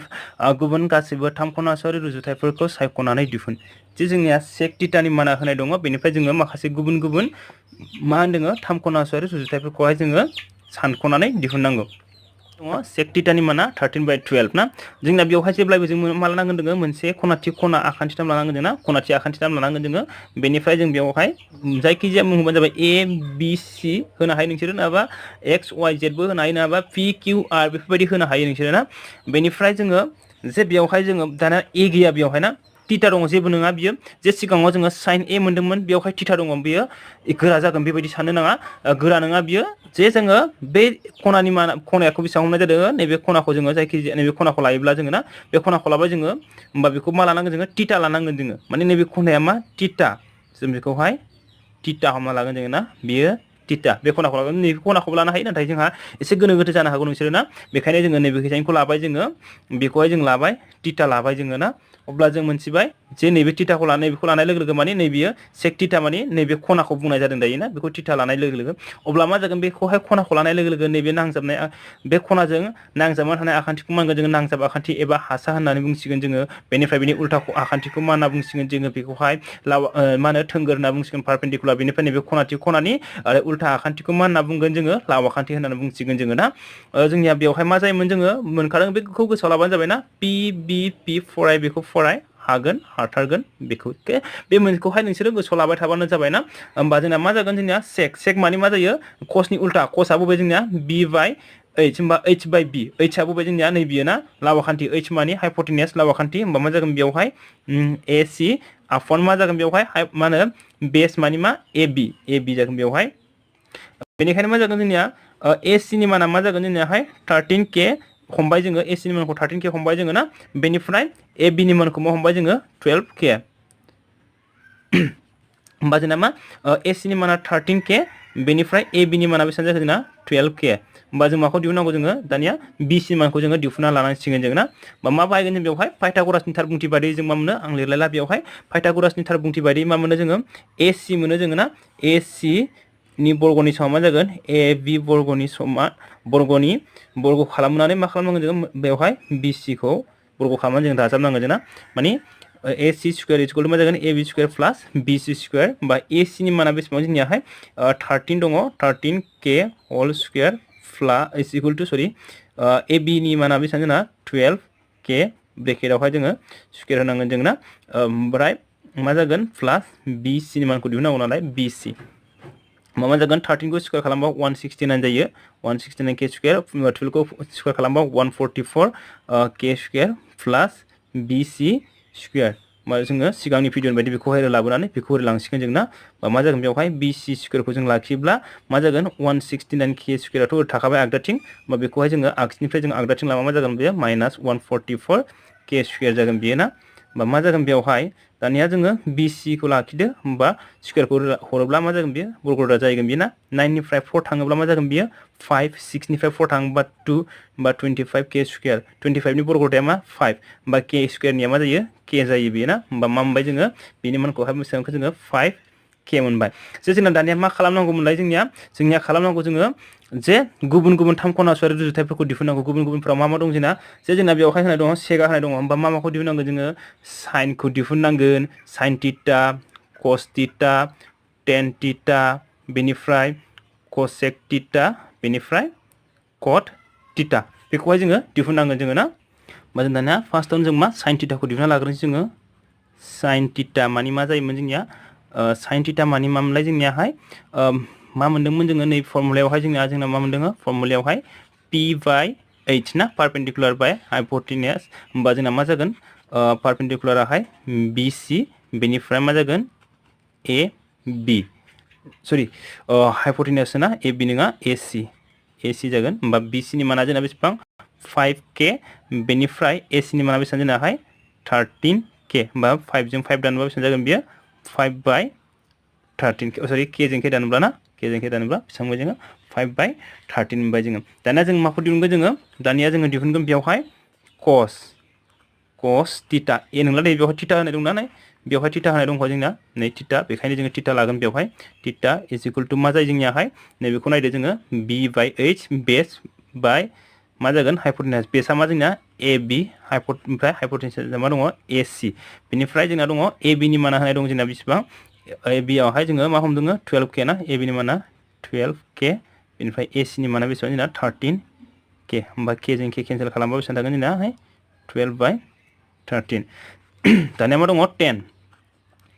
10A इज इक्वल टु मा P बाय B पारपेन्डिकुलार माने पारपेन्डिकुलार जोंना BC बेनिफ्राय बेसआ जाहैबाय AB ना नै AB बेनिफ्राय BC ना BC आ जोंना मा पारपेन्डिकुलार ओमफ्राय बेसआ जाहैबाय हासआ जाहैबाय AC आ ना सरि AB आहाय हासा होमबा जोंना मा जागोन बेवहाय जोङो मा दं जोंनिया BC नि माना बेसेबां 5K BC आ जोंना मा दङ 5K AB आ बेसेबां 12K होमबा K जों K केन्सेल जागोन जोंना 5 बाय 12 बेनिफ्राय दानिया जोंना मा दङ कसेक थिटा cosec theta जोंना मा जागोन साइननि उल्टा ना साइननि उल्टाबा मा जागोन जोंनाहाय 13/5 डाइरेक्ट आं लिरबाय बेवहाय 13/5 बेनिफ्राय दाना मा दङ जोंना cosecआथ' दंखायो ना सरि secआथ' दंखायो दाना मा फैगोन जोंना cot theta cotआ माने उल्टा मोन जोंना 10 नि उल्टा ना होमबा सरि ए हेफ्रांदोङो थीटासो बियो ना 10 थीटा होमबा थीटाया मा जायो बिनि उल्टा जोंनिया ना होमबा उल्टाबा जोङो नैबेखौहाय उल्टायबानो जाबाय जोङो 10 नि मानखौ उल्टायदो होमबा मा जागोन बियो 12/5 जुदि नाम्बारनि सोंनायनि सायावहाय जों सावरायगोन बे द' नाम्बारनि सोंनायावहाय जोंहा दङ जुदि एंगल ए आरो एंगल बि बा खना ए आरो खना बि आ खनासा खना जायो जाहाथे cos ए नि माना cos बि नि cos बि नि समान जायो cos ए नि समान मा cos बि जायो अब्ला दिन्थि दि एंगल ए आ मा एंगल बि नि समान angle A is equal to angle B बेखौहाय जोङो फोरमान खालामनांगौ जे बेयावहाय जों मा लानांगोन बेयावहाय मोननै आखान्थिथाम लानांगोन जोङो बे मोननै आखान्थिथामाव मा होनदोङो जे जोंना माबायदि आखान्थिथाम लानांगौ जों सिगाङाव मोनथिखाबाय माबायदि आखान्थिथाम लानांगौ जोङो खनाथि खना लानांगौ जों ना जे खनाथि खना लानांगोन जों बेवहाय मोननै आखान्थिखौबो खनाथि खना गोनां आखान्थिथाम बा खनाथि आखान्थिथाम लानांगोन जोङो बेनिफ्राय जों बेवहाय एंगल ए आरो एंगल बि जों बेवहाय प्रुफ खालामनांगोन जोङो बेवहाय जों आखान्थिथामखौ बेबायदि आखिनानै लाबाय बेनिफ्राय मा जागोन जोङो एंगल ए नि समान एंगल बि होननानै प्रुफ खालामनांगौबा नैबेखौहाय जोङो खनासा बे एंगल ए आरो एंगल बि मा खनासा खना जेने बि मा जोंना खनाथि खना बियो ना नै जाबाय खनाथि खना बिनिफ्राय जों नैबेखौबो लानो हायो नङाबा नैबेखौ लानो हायो जोङो नैबेखौ लाबाय जोङो बेखौहाय जोङो ए एंगल ए लाबाय जोङो ए खना लाबाय बेनिफ्राय नैबेखौहाय जोङो बि लाबाय जोङो ना माने नैबे खनाजों नैबे खना समान होननानै जोङो फोरमान खालामनांगौ जे बे खनाया जुदि समान जानांगौब्ला मा जानांगोन जोंनिया नै बिसोर मोननै आखान्थिथामा मा जानांगोन जोंना समान जानांगोन जोंना ना बिसोर मोननै आखान्थिथामा मा गोरोबलि एबा समान जानो नांगोन जोंनियाहाय अब्ला जोङो बेयावहाय जोङो नैबिसोरखौ फोरमान खालामनांगौबा जों मा खालामनांगोन जोङो मोननै आखान्थिथामा समान होननानै जोङो फोरमान खालामग्रोनांगोन अब्ला जुदि मोननै आखान्थिथामा जोंना समान जायोब्लानो मा जागोन जे बिसोर मोननै खनानि माना खनायानि माना मा जागोन समान जागोन होमबा जों बेवहाय जोङो पि लाबाय बेखौ किउ लाबाय बेखौहाय बि सि लाबाय जोङो ना सि बेखौहाय डि लाबाय जोङो सि डि दाना जोंना होनाय दंखायो जोंनिया मा फोरमान खालामनांगौ होनाय दंखायो जोंना cos ए नि मा होन cos बि जे cos मानि मा जायोमोनलाय जोंनियाहाय मा जायोमोन बेस बाय मा जायो हाइपोटेनास जायोमोन ना बेस बाय हाइपोटेनास बेसआ बबे जोंनियाहाय नैबे आखान्थि ए नि जायगायाव दै ए नि थाखाय एंगल ए गोनांनि थाखाय एंगल ए गोनाङा बबे नैबे ना बा बिनि थाखाय बेसआ बबे जोंना एपि आहाय एपिआ बेस माने मा नांजाब आखान्थिनि मा होनो नांजाब आखान्थिखौ माजों राननांगोन जोङो लाव आखान्थिजों राननांगोन जोंना नांजाब आखान्थिया बबे एपि आहाय मा जागोन बेवहाय एपि लाव आखान्थिया मा ए किउ बे ए आखान्थि ए खना गोनांनि थाखाय जागोन बेवहाय ए किउ दानिया बि खना गोनांनि थाखाय ना नै बिनि थाखाय बेवहाय मा जागोन नांजाब आखान्थिया मा बिसि नांजाब आखान्थिया बिसि बिनिफ्राय लाव आखान्थिया बबे बिडि होमबा मा खालामनांगोन जोङो बिसिखौहाय माजों राननांगोन जोङो बिडि जोंहाय राननांगोन जोंनिया ना दानिया बेवहाय मा मोनो जोङो नैबेखौहाय एपि नैबे मा जागोन नैबिसोर मोननैजों सानजागोन बेना जोङो बिसोर मोननैजों एखे जागोन सानजाब्ला मा जायो जोङो जायगाखौ सोलायनो हागोन जोंना बेखौहाय बेयाव लांनानैसै बेखौहाय बेयाव लाबोनोसै जोङो बिसि माने नैबे एपिआ मा जोंनिया नैबेसोर मोननै आखान्थिथामनि जोङो रुजुथाय लानोसै जोङो ना मोननै आखान्थिथामनि रुजुथाय लानोसै जोङो एपि आरो बिसिनि लानोसै जों बेवहाय बिसिनि होमबा बेखायनो जोङो एपिखौ लाखिनानै बिसिखौ बेयाव लाबोबाय दानिया मा जागोन ए किउआहाय बिसिनि जायगायाव थांसिगोन बिसोर मोननै सानजाबगौमोन नालाय ना बा बिडि दानिया मा जाबाय जोंनिया ए किउ मा जाबाय बिडि लाव आखान्थि आरो बिसोर बिनि लाव आखान्थिनि रुजुथाय आरो बिनि हासा आरो बिनि हासानि रुजुथाया मा जायो समान जाबाय होननानै बेवहाय जोङो समान होननानै जों मोनबाय जोंना होमब्ला जों हमना लाबाय जों बेखौहाय के हमबाय जोङो के हमबाय नाम्बार 1 होबाय जों बेखौहाय के हमबाय जोङो दानिया होमबा मा मोनगोन जोङो एपि नि मानखौ मा मोनो जोङो एपि नि माना मा जागोन दे एपि नि मान एपि बाय बिसि नि माना मा के ना होमबा एपि मा जागोन एपि नि मानखौ मा मोनगोन जोङो बिसिया मा जागोन के जों सानजाबगोन ना मा मोनगोन जोङो के बिसि मोनगोन जोङो के बिसि माबोरै जायो जोंना बे मा मोनो जोङो एपि बाय बिसि इज इक्वल टु मा जायो के नालाय ना होमबा दानखाव सानजाबा मा जागोन बे गाहायाव 1 दङ होमबा एपि जों 1 सानजाबा एपि बिसि जोंहाय के जों सानजाबा के बिसि बा बि के सि मोनो जों ना बि के बिसि एबा बिसि के मोनो जोङो दानिया आरो जोंना मा मोनगोन जोङो ए किउ नि मानखौ मा मोनगोन जोङो के बि डि मोनबाय जोङो ना दाना जोङो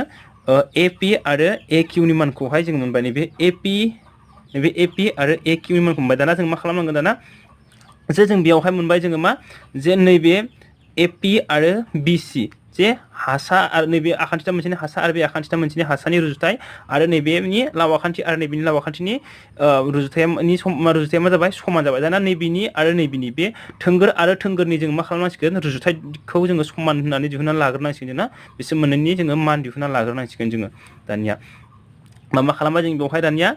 पि किउनिखौ जों दिहुननांसिगोन नैबे आखान्थिथामनि थाखाय ना होमबा आखान्थिथाम ए पि किउआव आखान्थिथाम ए पि किउआव जोङो दानिया जों मा खालामनांसिगोन पाइथागरासनि थार बुंथि बादियै जोङो नैबे पि किउनि मान दिहुनना लानांगौ जोंना पि किउनि मान दिहुनोबा मा जागोन बेवहाय ए किउ स्क्वायर इज इकुअल टु ए पि स्क्वायर प्लास बि पि किउ स्क्वायर जाबाय बेना होमबा ए किउनि माना जोंना मा ए किउनि माना दङ जोंना ए किउनि माना दङ के बि डि होल स्क्वायर इज इकुअल टु मा जागोन बेवहाय ए पि नि माना बेसेबां ए पि नि माना जोंना दङ के बि सि होल स्क्वायर प्लास पि किउ स्क्वायर पि किउनि मानखौ दिहुननांगौ नालाय जोङो ना होमबा जोङो के खौ स्क्वायर खालामबा के स्क्वायर बि डि खौ स्क्वायर खालामबा बि डि स्क्वायर बे बि डिआ मोनसे आखान्थि ना बेयो ना खनसेनो मोननैजों मोनसे बिआ एक्सट्रा डिआ एक्सट्रा नङा मानो होनबा जोंना नैबे बि डिआ मोनसे मा लावाखान्थि नोंना ना बेना लावाखान्थिखासो बियो बेखायनो बे मोनसे नङा बियो दानिया जों बेवहायबो के खौ स्क्वायर खालामदो बेनिफ्राय बि सि आबो मोननैजोंसो मोनसे बियो मोनसे ना बिखौ सिखौ स्क्वायर खालामना बिखौहाय एक्सट्रा स्क्वायर खालामनो नाङा बेनिफ्राय प्लास पि किउ स्क्वायर जाबाय बियो ना दाना जों मा खालामनांगौ पि किउखौहाय जोङो दिहुननांगौ अब्ला मा जागोन बरगदानि सिङाव मा थागोन बियो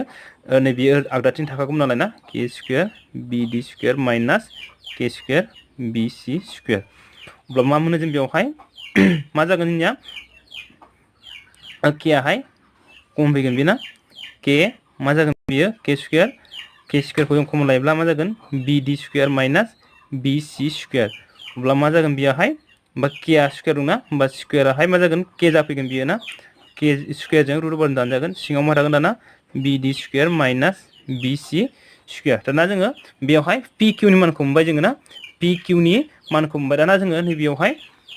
नैबे आखान्थिथामनि थाखाय दानिया जोङो ना नैबे आखान्थिथाम मोनसेनि थाखाय आखान्थिथाम आङो फारसेखै बानायनोसै नोंसोरो नैबेहायनो फारि फारि बानायलांनो हायो दानिया बेयाव दङ आखान्थिथाम बि सि डि आव आखान्थिथाम बि सि डि आव मा जागोन जोंनिया बि डि नि बर्गनि समाव मा जायो जोंनियाहाय बि सि स्क्वायर प्लास सि डि स्क्वायर अब्ला जोंना बेवहाय जोङो मोनसेनिबो मान होनाय गैया जोंना ना खालि जोङो मा खालामनांगोन जों बेवहाय जे जोंहा नैसोरनि रुजुथायखौ मोनखांखाबाय जोंना हासा आरो हासानि रुजुथाय मोनबाय जों लावाखान्थि आरो लावाखान्थिनि रुजुथाय मोनबाय दाना जोङो नैबे थोंगोर आरो थोंगोरनि रुजुथाय होनबा जों मा खालामनांगोन जोङो बेवहाय थोंगोरनि मानखौ दिहुननांगोन नैयावबो थोंगोरखौ दिहुनदों एफ्रावबो बेवहाय थोंगोरखौ लाखिनांगोन जोङो थोंगोरा बबे जोंनियाहाय सि डि आहाय ना होमबा सि डि स्क्वायर इज इकुअल टु मा जागोन रुट ओभार मा जागोन बेवहाय बि डि स्क्वायर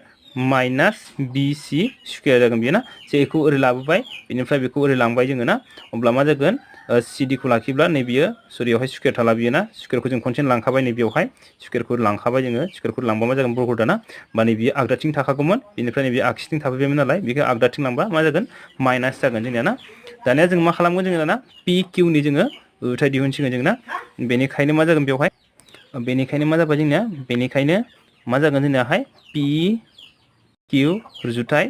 सि डि ना पि किउ रुजुथाय सि डि मा मोनबाय जोङो के root over B D square minus B C square divided by root over B D square minus B C square बा बेजों बिदि दानब्ला एखे नङा नालाय B D square minus B C square बेबो बर्गदानि सिङाव बेबो बर्गदानि सिङाव ना B D square minus B C square होमबा एखेजों मा खालामनो हायो जोङो दाननो हायो अब्ला मा थागोन बियो के होमब्ला बेबो मा जाबाय के नि मानजों समान होमबा बेबो के नि समान बिनियाबो मा जागोन नैबेयावबो जों मोनखादों जे बेबो के नि समान होमबा बेखौहाय जों मा लाबाय जोङो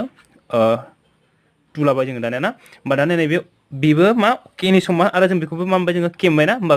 बिनि मानाबो के बिसोर मोननैनि मानाबो के जाबाय आरो नैबेनि रुजुथायनि मानाबो मा जाबाय के जाबाय अब्ला बिसोर मा समान नंगौना नङा होमबा जोङो 1 आरो 2 निफ्राय जों मोनो ना बेनिखायनो 1 आरो 2 निफ्राय जों मोनो मा मोनगोन जों बेयावहाय नैबेखिनिखौ लिरदो जोङो ना नैबेखिनिखौ लिरदो जोङो बेखिनिखौ बेनिफ्राय के नि मानावहाय जों जेखौहाय मा मोनदोंमोन जोङो पि किउ बाय सि डि खौ लिरनांसिगोन जोंना होमबा ए पि बि सि मा जागोन बेवहाय ए पि आपन बि सि बेनिफ्राय मा जागोन ए किउ आपन बि डि इज इकुअल टु के मोन नालाय के आ मानि समान जाबाय जोंना नै PQ by CD होमबा जों मोनबाय जोङो AP नैबेखौ दाना जों मोनबाय जे AP हासानि बिसोर बिनि हासा आरो नैबिनि हासानि रुजुथाय आरो बिनि लावाखान्थिनि रुजुथाय बिनिफ्राय बिनि थोंगोर आरो बिनि थोंगोरनि रुजुथाया मा जाबाय समान जाजोबबाय जोंना ना अब्ला समान जानाय लोगो लोगो मा जागोन बे मोनसे आखान्थिया मा जागोन जोंना बिसोर मोननै आखान्थिया मा जासिगोन जोंना समानलि जासिगोन बा गोरोबलि जासिगोन जोंना बियो गोरोबलि जागोन बेनिखायनो आखान्थिथाम मा जागोन जों मा मोनदोंमोनलायो APQ आखान्थिथाम APQ आ मानि गोरोबलि आखान्थिथाम BCD नि गोरोबलि मा आखान्थिजों जे बिनि आखान्थिफोरा मा समान नोंना आखान्थिया रुजुथाय माने मा जे बिनि आखान्थिफोरा गासिबो समान आखान्थिफोरा बिसोर मोननै आखान्थिथामनि आखान्थिफोरा समान होमबा SSS खान्थि बादियै ना SSS खान्थि बादियै माने साइड ना आखान्थि बादियैहाय जोङो बेखौ बुंबाय जे आखान्थिथाम बिसोर मोननै आखान्थिथामा गोरोबलि जानाय लोगो लोगो मा जागोन बिसोर मोननै आखान्थिथामा समान जानाय लोगो लोगो गोरोबलि जानाय लोगो लोगो एखे जानाय लोगो लोगो मा जागोन होनबा बिसोरनि खनाफोरा मा जागोन समान जागोन बेनिखायनो मा जाबाय एंगोल A नि समान मा जागोन एंगोल B स्नि नाम्बाराव दङ जोंहाहाय नै मा होनाय दङ जुदि cot θ नि माना 7/8 जायोब्ला मा खालामनांगौ मानखौ दिहुन जे जुदि cot θ = 7/8 अब्ला मा खालामनांगौ मानखौ दिहुननांगौ माखौ जोङो रमानाव दिहुननांगौ जों मा 1 + sin θ * 1 - cos θ upon 1 + cos θ * 1 - cos θ आरो रमान 2 जों दिहुननांगौ cos स्क्वायर θ नि मानखौ जोङो दिहुननांगौ जों ना जों बेयावहाय मा खालामना लागोन सिगांनि भिडिअनि बायदिनो सिगांनि सोंनायफोरनि बायदिनो जोङो बेवहायबो मोनसे आखान्थिथाम आखिनानै लागोन जोङो माबायदि आखान्थिथाम जानांगौ जोंना आखान्थिथामाहाय मोनसे मा जानांगौमोनलाय जोंना खनाथि आखान्थिथाम जानांगौ जोंना ना खनाथि आखान्थिथाम जानो नांगौ जोंनियाहाय मोनसे खनाथि आखान्थिथाम जानो नांगौ अब्ला नैबेयावहाय जोङो बे आखान्थिथामखौ ABC हमना लाबाय जोङो बेनिफ्राय जोंना बेयाव बियाव मा खनाथि खना जे जोंना बेवहाय मा होनदों बेवहाय cot θ = 7/8 बेवहाय मा जोंना θ दङ जोंनिया ना होमबा जोङो बेवहाय जोङो खनासा खनाखौ लानांगौ जों खनाथि खनाखौ लानो नाङा जोंना खनासा खनाखौ जोङो लानांगौ जोङो बेवहाय ना जोंनिया होमबा मा जागोन नैबेखौबो लानो हायो जोङो बेखौबो लानो हायो जोङो ना होमबा जों बेखौहाय गोरलै नोंसोरो बुजिनाय बायदि ना नैबेखौहाय जोङो लाबाय θ लाबाय जोङो बेखौहाय नैबे खनाया मा θ होमबा बे cot θ बेयो cot θ नि माने बे θ लानायावहाय मा जादों cot θ याहाय मा जादों 7/8 जादों बेयो ना अब्ला जोङो मा खालामनांगौ 1 + sin θ 1 - cos sin θ upon 1 + cos θ * 1 - cos θ बेखौहाय जोङो दिहुननांगौ जोङो ना होमबा जोङो बेवहाय मा खालामदो जोङो सलुशनाव जोङो सिगांनि बायदिनो बेवहाय बानायदो जोङो cot θ = 7/8 जोंनिया मामोन लायो फर्मुलायाहाय जोङो मामोन लायो फराय बेखौ फराय हागोन हाथारगोन बेखौ ना नैबे मा जायोमोनलाय sin cos tan cosec sec cot ना कटआ बे जोंनिया होमबा नैबे बा कटआ नैबे जागोन ना होमबा b/p जागोन माने जोंना 10 नि उल्टा 10 आ मा जायो p/b जायो बियो p/b होमब्ला कटआ मा जागोन b/p मा जागोन बेवहाय b/p b माने मा बेसआ माखौ लायो जायो जोङो माया बेस जायोमोन लायो जाय खनाखौ लादों बे खनाजों नांजाबनाय आखान्थिखौनो मा होनो जोङो बेस होननानै बुङो जोंना बेनिफ्राय पारपेन्डिकुलार बा थोंगोरा माखौ बुङो बै खनानि मा जायो उल्था आखान्थि बियो जागोन बे जोंनिया ना होमब्ला मा जागोन बेनिखायनो जों हमबाय बेयावहाय मा AB आहाय बेस बियो ना AB = 7K बेनिफ्राय मा जागोन BC = 8K बुजिबाय ना B मानि मा बेसआ बबे AB पारपेन्डिकुलार P मानि पारपेन्डिकुलार बबे जोंना थोंगोराहाय BC ना होमबा जों बेखौहाय जोङो मा हमबाय जों बिनिया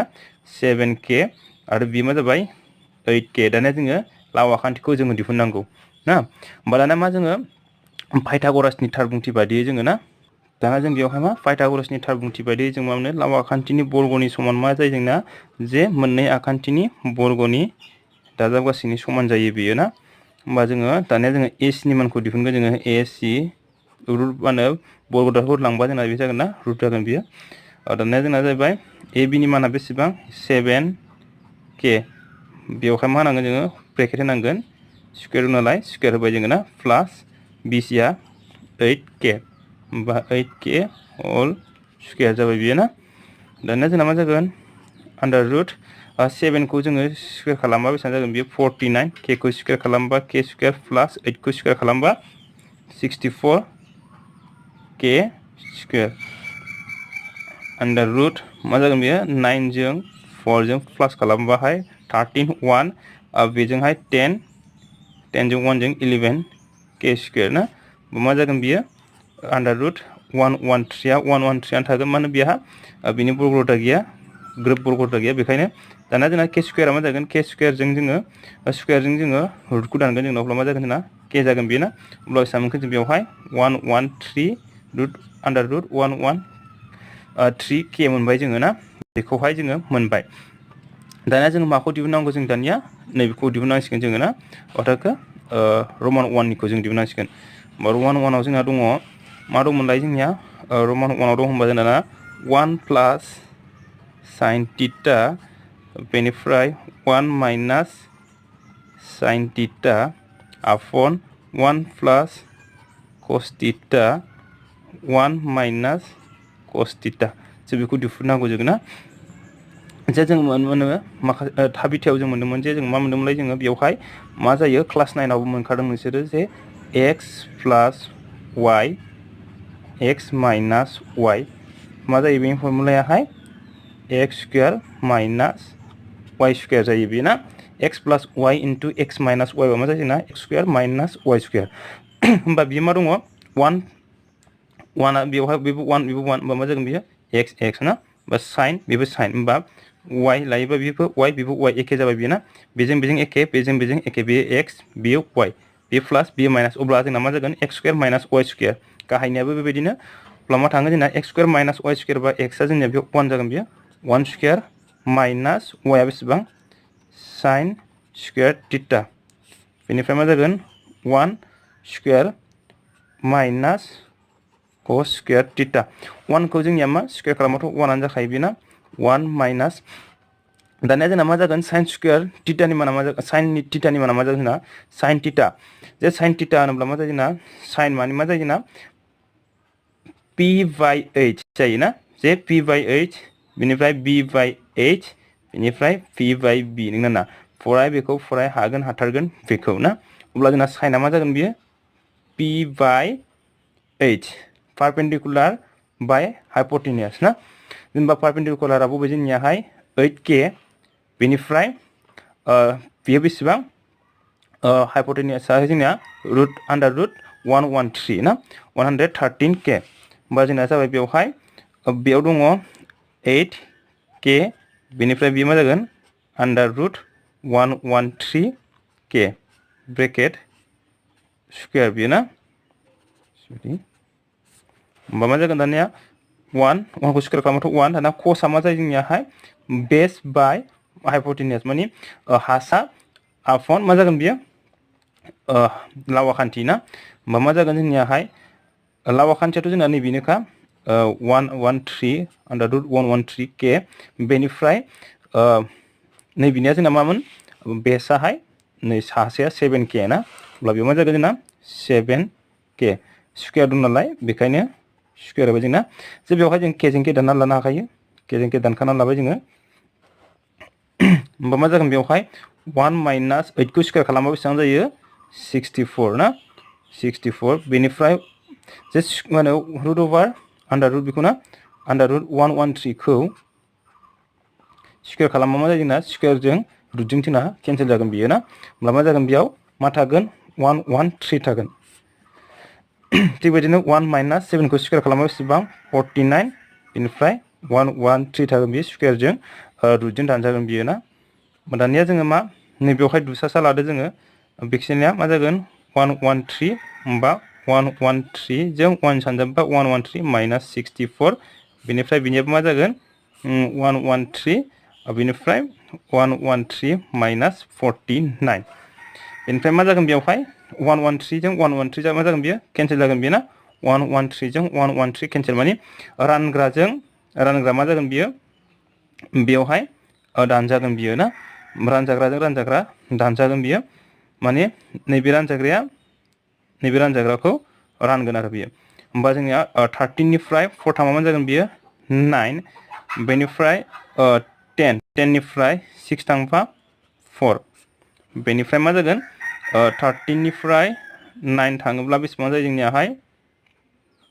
4 बेनिफ्राय 10 निफ्राय 4 थांबा 6 ना होमबा जोंनिया माना बेसेबां जाखो बियो 49/64 ना 49/64 मोनबाय जोङो रमान 1 खौहाय दानिया जोंहा दङ बेयावहाय मा नेक्स्टआव जोंना दङ कट स्क्वायर थीटानि मान दिहुननांगौ जोंना कट स्क्वायर थीटानि मान दिहुननांगौ जोङो नैबेयावहाय कट स्क्वायर थीटा रमान 2 आवहाय जों दाना दिहुनगोन जोङो रमान 2 नि दाना जों रमान 2 आव दिहुनगोन जोङो कट स्क्वायर थीटा माने कटनि माना जोंना होखानाय दङ कटनि माना बेसेबां होनाय दंमोनलाय जोंना 7/8 ना माबा थागोन बेवहाय 7/8 होल स्क्वायर ना स्क्वायर नालाय स्क्वायर होबाय होमब्ला 749/64 ना नाम्बारनि सोंनाय जे जोंहा 8 नाम्बारनि सोंनायाव दङ जोंनिया मा दङ बेयावहाय जुदि 3 cot a = 4 नायग्रोम 1 - 10 square a upon 1 + 10 square a 1 + 10 square a = cos square a - sin square a जे जोङो नंगौना नङा जे मा होनदों बेवहाय जुदि 3 cot a नि समान 4 जायोब्ला जोङो बेवहाय मा फोरमान खालामनांगौ जोङो 1 - 10 square a upon 1 + 10 square a नि समान cos square a - sin square a होननानै जोङो नंगौना नङा जोङो नायग्रोमनांगौ जोङो ना जोंहा बेवहाय होनाय दङ जोंना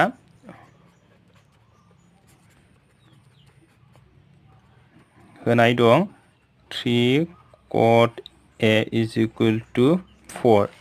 3 cot a = 4 होमबा cot को लाखिदो जोङो cot a खौहाय अब्ला मा जागोन बियो 4/3 जाबाय बियो ना 4/3 बेनिफ्राय जोंनिया cot मानि मामोन जोंना बेखौ गोसोआव लादो ना फराय बेखौ फराय हागोन हाथारगोन बेखौ ना बा cot मानि मा जोंना बियो cotआहाय नैबे 10 नि उल्टा एबा नैबेयो ना नैबे जोंना cot जायो बियो होमबा मा जागोन बियो base by perpendicular जागोन बियो ना होमबा जोङो बेयावहाय मोनसे आखान्थिथाम लाखिना लादो जोंनिया माबायदि आखान्थिथाम जानांगौ जोंथ' मिथिखाबाय जोङो ना जोंनिया मा जानांगौ खनाथि आखान्थिथाम जानो नांगौ जोंनियाहाय बेयावहाय जोंनिया नैबेयो खनाथि लाबाय जोंना नैखौहाय जोङो a लाबाय बेखौ b नैबेयो c होमबा जोंना मा a लानाय लोगो लोगो मा जागोन जोंनाहाय होमबा मा जागोन बेयावहाय होमबा बेनिखायनो जों हमबाय जोङो बेयावहाय बेसआ मा जायो खनानि जाय खनाखौ लादों बे खनानि नांजाबनाय आखान्थि ना होमबा ए बि आहाय मा जागोन जोंना बेस मा जाबाय बियो 4k बेनिफ्राय पारपेन्डिकुलारा नैबे खनानि मा उल्टा आखान्थिया जोंना BC = BC आहाय 3k लाबाय जोंना बे जाबाय 4k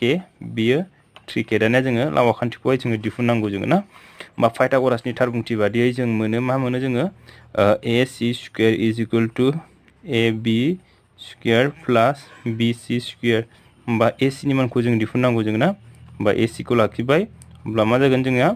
आन्दार जागोन बे माने स्क्वायरखौ लांब्ला ना होमबा मा जागोन बेवहाय AB नि माना 4k whole square + 3k whole square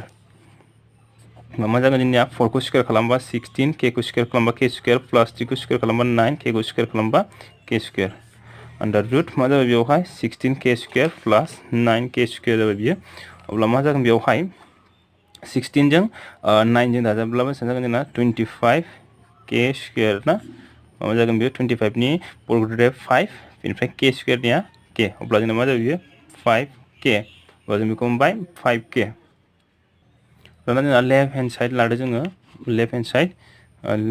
hand साइडखौ जोंना मा दं बेखौ लादो आगसि फारसे 1 माइनास मा दङ 10 square a upon 1 + 10 square a जोंना मा जायो 1 - 10 मानि मा जायोना कटनि उल्टा होननानै जों मिथिखायो 10आ जोंना मा जायो कटनि उल्टा जागोन बियो ना 10आहाय कटनि उल्टा जागोन बेखायनो मा जागोन जोंनियाहाय जे जोङो कटखौ उल्टा खालामब्ला मा जागोन बियो 3 बियो जोंना जोंखौ लादोंमोन ना 4k 3k लाबाय जों होमबा बे मा जागोन 3/4 मा जागोन बियो 4 जागोन 3/4 k थागौमोन k खौ जोङो केन्सेल खालामनो हाखायो जोङो ना केन्सेल खालामखाबाय दाना स्क्वायर दं नालाय स्क्वायर लाबाय दानिया 1 प्लस बे मा जागोन 3/4 होल स्क्वायर जागोन बे ना बेबो 10 10आ मा जोंना कटनि उल्टा नालाय ना 10आ जोंना मा कटनि उल्टा मा जाबाय बेवहाय 1 - 3 को स्क्वायर खालामबा 9 4 को स्क्वायर खालामबा 16 1 + 9/16 दा बेवहाय मा फैगोन एलसीएम आवहाय 16 जागोन बेना 16 जों 1 जों इनटु खालामब्ला 16 माइनास 9 माइनास ओमफ्राय मा जागोन 16 जों 1 जों 16 प्लास इन दङ प्लास 9 अब्ला मा जागोन बेवहाय 16 जों 16 मा जागोन ना केनसेल जागोन रानग्राजों रानग्रा दानजायो बेनिफ्राय रानजाग्राजों रानजाग्रा ना होमबा 16 निफ्राय 9 माइनास थांबा बेसेबां जागोन 7 बेनिफ्राय 16 जों 9 प्लास खालामबा बेसेबां जागोन बियो 25 होमबा जों बेखैजाय मा जाबाय 7/25 मोनबाय जोंना 7/25 मोनबाय जोङो दाना नेक्स्ट जोंना मा दङ राइट हेन्ड साइड खि मा दं जोंना राइट हेन्ड साइड मा दं जोंनियाहाय cos square a minus sin square a cos square a minus sin square a बेवहाय मा मोनगोन जोङो cos square a minus sin square a जोंना cos माने cos आरो sin मा मोनोमोन जोंनियाहाय फराय बेखौ फराय हागोन हाथारगोन बेखौ ना बा जोंना नैबे जागोन sin आरो नैबे जाबाय cos cosआ मा बेस बाय हाइपोटेनास ना बेसआ जोंनिया मा जोंनियाहाय होमबा जोंना बेसआ बबे जोंना बेसआ बबाव दं जोंनालाय बेस AB आ बेसेबां 4K बेनिफ्राय मा जायो हाइपोटेनासआ मा 5K जे जोंना जागौमोन cos A is equal to मा जागोन जोंना बेसआ AB बेनिफ्राय मा जागौमोन बेवहाय AB अपॉन AC जागौमोन नालाय ना AC नि माना बेसेबां जोंनाहाय AB नि माना 4K AC नि माना बेसेबां जोंनाहाय 5K दाना स्क्वायर दं नालाय मा जागोन बियो अल स्क्वायर जागोन बियो माइनास दाना साइना मा P/H पारपेंडिकुलार बाय हाइपोटेनास ना पारपेंडिकुलार बाय मा हाइपोटेनास बिनिया पारपेंडिकुलार नै बियो ना BC होमबा जोंना BC आ बेसेबां दं जोंनाहाय BC आ जोंना 3K दङ बेनिफ्राय मा दंबायो जोंना हाइपोटेनासआ 5K ना होमबा जों बेवहाय 5K होल स्क्वायर हा होमबा मा जागोन बेवहाय 16K square 25K square minus 9K square 25K square बा K स्क्वायर केनसेल जागोन बियो ना होमबा बेबो 25 नोंना ना बियो बिनियाबो दानजाबाय बियो ना ओमफ्राय 25 जों 25 एखे ना होमबा मा जागोन एलसीएम आवहाय 25 आनो जागोन बियो ना होमबा बे गोजौनाबो 16 माइनास 9 जागोन बियो होमबा मा जाबाय 16 निफ्राय 9 माइनास खालामबा बेसेबां जागोन बियो 7/25 होमबा दाना मा जाबाय जोङो नैबेयावबो 7/25 बेयावबो 7/25 मोनबाय जोंना मा जागोन therefore left hand side is equal to right hand side होमबा जोंनिया मा जाबाय बियो समान नंगौ जाबाय बियो ना जे जोंहा 9 नाम्बाराव दङ जोंनिया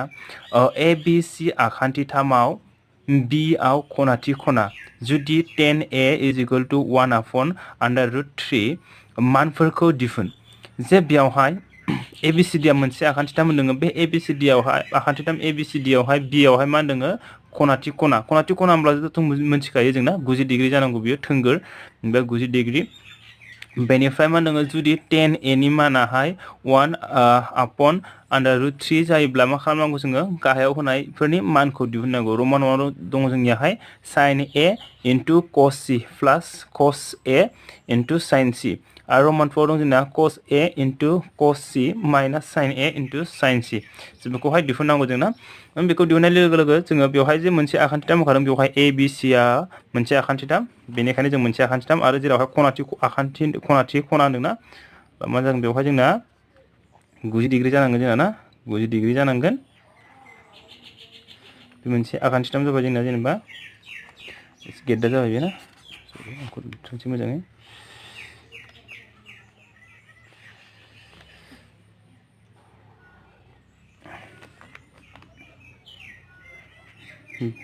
बेयो A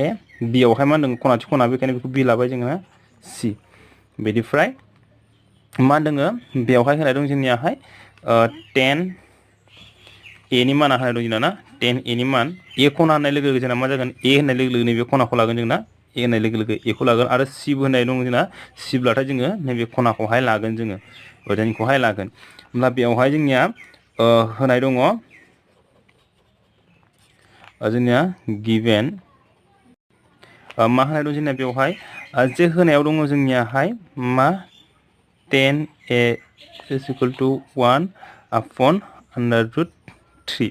जे जोंहा 10 मानि माबा जायोमोनलाय जोंनियाहाय जे जोंना फर्मुलाया मा दंमोन फराय बेखौ फराय हागोन हाथारगोन बेखौ ना sin cos 10 बेनिफ्राय cosec sec cot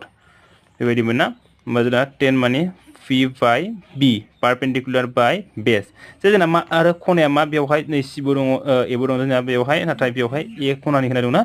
10a दङ बेखायनो बेवहाय 10a नालाय होमबा जों नैबेखौहाय लानांगोन जों ए खनाखौ लानांगोन जोङो ए खनानि थाखाय होमबा ए खनाखौ लायोब्ला जोंनिया बेवहाय पारपेन्डिकुलारा बबे जागोन थोंगोरा बबे जागोन थोंगोर माने मा जोंनिया जाय खनाखौ लादों बिनि उल्था आखान्थि होनो खनानि उल्था आखान्थि होमबा बियो मा जागोन जोंनिया नै बियो मा जागोन पारपेन्डिकुलार होमबा BC आ मा जागोन जोंना पारपेन्डिकुलार BC आहाय पारपेन्डिकुलार बेनिफ्राय बेसआ माखौ होनोमोन जोंना बै खनाजों नांजाबना थानाय आखान्थिखौ मा होनो जोङो हासा एबा बेस एबा नांजाब आखान्थि होननानै बुङो जोंना होमबा AB होमबा बेनिखायनो मा जागोन बेवहाय बेनिखायनो जोङो BC आ मा जागोन BC समान मा जागोन 1 लाबाय जोङो सिगां बायदि के हमलायला बेवहाय हमबाबो जायो हमाबाबो जागोन बेनिफ्राय AB नि समान मा जाबाय √3 ना दानिया जोङो माखौ दिहुननांगौ जों दानिया नैबे AC नि लाव आखान्थिनि जखाखौ जों दिहुननांसिगोन ना AC नि मानखौहाय जोङो दिहुननांसिगोन दानिया होमबा AB नि माना √3 बिनि माना 1 लाबाय जोङो बेनिफ्राय जोङो AC नि मानखौ जोङो दिहुननांसिगोन दानिया AC खौ दिहुननांगौबा जोंनिया मा पाइथागरासनि थारबुंथि बादियै ना डाइरेक्ट लिरबाय बेवहाय लिरलायनाय बेवहाय लिरना होबानो जाबाय फरिखायाव ना पाइथागरासनि थारबुंथि बादियै होननानै AC स्क्वायर समान AB स्क्वायर प्लास BC स्क्वायर दाना AC नि मानखौ जोङो दिहुननांगौ AC खौ लाखिब्ला ओरजाय स्क्वायरखौ लांब्ला मा जागोन √ AB नि माना √3 होल स्क्वायर प्लास BC नि माना 1 स्क्वायर BC नि माना 1 स्क्वायर नालाय स्क्वायर होबाय जोंना बेनिफ्राय दानिया जोङो √3 खौ स्क्वायर खालामबा मा मोनो जोङो 3 मोनो जोंना √3 खौ स्क्वायरजों रुटजों दानजागोन बियो बेनिफ्राय प्लास 1 खौ स्क्वायर खालामबा 1 मा जागोन जोंनियाहाय 4 √4 होमबा 4 नि बर्गरथाया मा जागोन जोंना 4 नि बर्गरथायाहाय 2 ना होमबा बे मा जाबाय जोंनिया 2 जाबाय बियो दानिया जोंना नैबेयो 2 जाबाय जोंना ना दानिया जोंना रमान 1 खौ जोङो दिहुननोसै रमान 1 नि मानखौ दिहुननो जों बेवहाय sin A cos C plus cos A sin C दानिया जोंनियाहाय sin A खौ लायोब्ला जोंना sin A खौ लायोब्ला जोंना मा जागोन जे P बाय जोंना मा जाखायो P बाय H ना होमबा sin A खौ लायोब्ला A खनाखौ लायोब्ला जोंना P आ बबे जागोन पारपेन्डिकुलारा BC आ पारपेन्डिकुलार जागोन sin एंगल A नि थाखाय दे खना A नि थाखाय पारपेन्डिकुलार मा जागोन BC बेनिफ्राय हाइपोटेनास दङ H दङ AC ना H आहाय AC बेनिफ्राय मा दङ इनटु दं बेयावहाय दाना cos C खौ जों लागोन दाना cos C नि थाखाय जों नैबेखौ लागोन दे नैबेखौहाय दाना होमबा जोंना cos नैबे C खौ लायोब्ला मा जागोन C खौ लानाय लोगो जोंनिया बेजों नांजाबना थानाय आखान्थिया मा जायो जोंना हासा बेस जासिगोन नैबे मा जागोन दाना C नि थाखाय बियो बेस जासिगोन दे C नि थाखाय बियो बेस जागोन बेनिफ्राय नैबेनि उल्था नैबे खनाखौ लानाय लोगो नैबे उल्था आखान्थि जागोन ना बेनिखायनो बे मा जासिगोन पारपेन्डिकुलार जागोन बियो ओमफ्राय नैबे खनाथिनि उल्था आखान्थियाथ' जों मिथिखायो जोंना बेयो मा जायो हाइपोटेनासखा बियो जोंनिया जेब्लायबो दाना C आवहाय मा जागोन बियो C आव नैबे नांजाबना थानाय आखान्थिया मा जासिगोन जोंना बेस जासिगोन दाना ना होमबा जोंना cos मानि मामोनलाय नै B/H B मानि बेसआ जोंना मा जागोन बेवहाय BC आ cos C नि थाखाय दे बेवहाय cos C बेनिफ्राय हाइपोटेनासआ मा जागोन जोंना AC हाइपोटेनासआहाय AC बे cos C नि थाखाय दे C नि थाखायसो cos C एबा नैबे C खनाखौ लादों नालाय ना बेखायनो नैबेयो जासिगोन जोंना नांजाबना थानाया बेस जाबाय बे दानिया प्लास दङ दाना दङ cos A खौ लासिगोन जोंना नैबेखौ cos A खौ लासिगोनला जों दानिया cos A नि थाखाय मा जागोन जोंना नैबे खना A नि थाखाय जे खना Aयाव जोंना मा नैबे सिगाङावनो बेस दंखायो नैबेजों नांजाबना थानाया मा जायो बेस थायोना होमबा cosनिया मा जागोन बेस बाय हाइपोटेनास बेसआ मा जागोन होमबा AB होमबा मा जागोन बेवहाय AB हाइपोटेनासआथ' बे AC आनोखाना AC बेनिफ्राय दाना मा दङ जोंना cos C sin C नि थाखाय नैबे खनाखौ लानांसिगोन जोंना नैबे C नि थाखाय C नि थाखाय बेवहाय C खना नालाय बेखायनो नैबे C खौ लानांसिगोन जोङो बेखायनो मा जागोन बेवहाय होमबा बेवहाय मा जायो साइन माने मा जोंना पारपेंडिकुलार बाय हाइपोटेनास ना पारपेंडिकुलार बाय हाइपोटेनास पारपेंडिकुलारा मा जागोन जोंना होमबा नैबे एंगल ए नि थाखाय दे एंगल ए खौ लायोब्ला सरि सी जोना सी नि थाखाय नैबे सी नि थाखाय जोंना मा जागोन सी नि थाखाय पारपेंडिकुलारा नै बियो ना उल्टा आखान्थिया पी आ नै बियो ए बी आहाय ए बी बेनिफ्राय हाइपोटेनासआ ए सी आरो ना ए सी दानिया जोंना मा जागोन बेवहाय बेबो बी सी होमबा बी सी स्क्वायर बे ए सी जों ए सी सानजाबबा A C square plus A B जों A B square plus A C जों ए सी स्क्वायर ना होमबा बी सी नि माना जोंना बेसेबां बी सी नि माना 1 स्क्वायर नालाय बेनिफ्राय ए सी नि मानाहाय 2 बा 2 स्क्वायर प्लास ए बी नि मानाहाय जोंना मा ए बी नि माना √3 होल स्क्वायर बेनिफ्राय ए सी नि माना जोंनाहाय ए सी 2 ना होमबा 2 स्क्वायर दाना मा जागोन जोंना बेवहाय 1/4 प्लास √3 खौ स्क्वायर खालामबा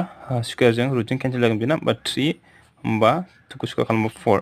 होमबा बियो 4 जों 4 माने मोननैबो 4 होमबा मा जागोन सासेया जोंना 4 जागोन 4 जों 1 4 खौ रानबा 1 जों 1 खौ सानजाबोब्ला 1 4 जों 4 खौ रानबा 1 जों 3 जों सानजाबोब्ला 3 होमबा मा जागोन बेवहाय 4/4 is equal to 1 होमबा बिनि माना बेसे जागोन जोंना 1 दानिया रमान 2 नि थाखाय जों बेवहाय बानायगोन रमान 2 जोंना दङ रमान 2 जोंना दङहाय cos a cos c minus sin a जोंना बेवहाय मा जागोन cos a ना cos a खौहाय जों मा मोनखादोंमोन नै cos a आ जोंना a b upon a c मोनखादों जोङो बेनिफ्राय cos c खौ मोनदों जोङो नै cos c b c upon a c minus नालाय माइनास sin a खौ मा मोनदों जोङो नै b c a c into sin c आ नै a b upon a c होमबा मा जागोन बेवहाय बेयाव a b नि माना बेसेबां जोंनाहाय a b आहाय √3 इनटु b c आहाय 1 a c जों a c नो सानजाबब्ला a c स्क्वायर ना a c आ बेसेबां जोंनाहाय 2 होमबा 2 स्क्वायर जागोन बियो माइनास बेबो a c होमबा 2 स्क्वायर माने a खौ a स्क्वायर सरि a c मोननै सानजाबा a c स्क्वायर जागोन a c नि माना 2 बेखायनो 2 स्क्वायर दाना b c नि माना बेसेबां जोंनाहाय b c नि माना नै 1 इनटु a b नि मानाहाय मा जोंना a b नि माना √3 होमबा मा जागोन बेवहाय √3 upon 4 माइनास मा जागोन बेवहाय √3 4 ना होमबा दसासेया मा जागोन जोंनाहाय 4 होमबा √3 माइनास √3 √3 जानोबा मा जागोन जोंनाहाय 0 4 मा जागोन जोङो 4 जों 0 खौ रानबा मा जागोन 0 दा बिनि एन्सारा मा जागोन 0 जोङो सावरायगोन जि नाम्बार सोंनाय बे जि नाम्बार सोंनायाव दङ जोंना आखान्थिथाम पि किउ आर आव किउ आव अखनाथि खना पि आर प्लास किउ आर समान समान 25 सेन्टिमिटार आरो पि किउ नि माना 5 सेन्टिमिटार अब्ला माखौ दिहुननांगौ जों बेवहाय साइन पि कस पि आरो टेन पि नि मानखौहाय जोङो दिहुननांगौ जे बेवहाय जोंहा होनदों आखान्थिथाम मा होनदों पि किउ आर बेवहाय किउ आ मा होनदों खनाथि खना जानांगोन जोंना ना होमबा मा जानांगोन जोंना सावगारिया माबायदि जानांगोन जोंना बेवहाय थोंगोर थानांगोन जोंनिया ना थोंगोर बेनिफ्राय हासा लावा खान्थि बायदि थागोन बेयो ना होमबा जोंनि बेयावहाय मा लाबाय जोङो जे बेवहाय मा होनदों किउआवहाय खनाथि खना जानांगौ बेखायनो जों बेखौ मा लाबाय जोङो बेखौ जोङो किउ लाबाय जोङो ना बेखौ जोङो किउ लाबाय बेनिफ्राय मा जाबाय जों बेखौहाय पि बेनिफ्राय बेखौ जों लाबाय आर जे माखौ दिहुननांगौ जोङो नैबेखौ ना साइन पि कस पि बेनिफ्राय टेन पि खौहाय जोङो दिहुननांगौ जोङो होमबा जोंहा बेवहाय मा जागोन जोङो जि नाम्बारनि सोंनायावहाय सलुसनावहाय जोङो बानायनोसै बेवहाय जे जोंहा होनाय दङ मा होनाय दं जोंनियाहाय पि आर प्लास किउ आर नि माना 25 सेन्टिमिटार बेवहाय जोंना मा होनाय दङ पि आर प्लास किउ आर नि माना 25 सेन्टिमिटार होनाय दङ बेनिफ्राय जोङो मा खालामना लानो हायो जों बेखौहाय जोङो बेनिफ्राय आरो जोंहा मा होनाय दंबावो पि किउ नि मान होनाय दंबावो जोंहा ना बिदिब्ला जोंनि बेवहाय जायखिजाया मोनसेनि मान लानोसै जोङो पि आर खौ लाखियोब्ला जोंना मा जागोन बेवहाय पि आर खौ लाखियोब्ला 25 किउ आर मा जागोन माइनास जागोन किउ आर जागोन बेना होमबा पि आर नि माना नैबे पि आर नि माना मा जागोन बेयो 25 माइनास किउ r जाबाय बियो ना 25 माइनास q r साना दंथ'यो आरो ना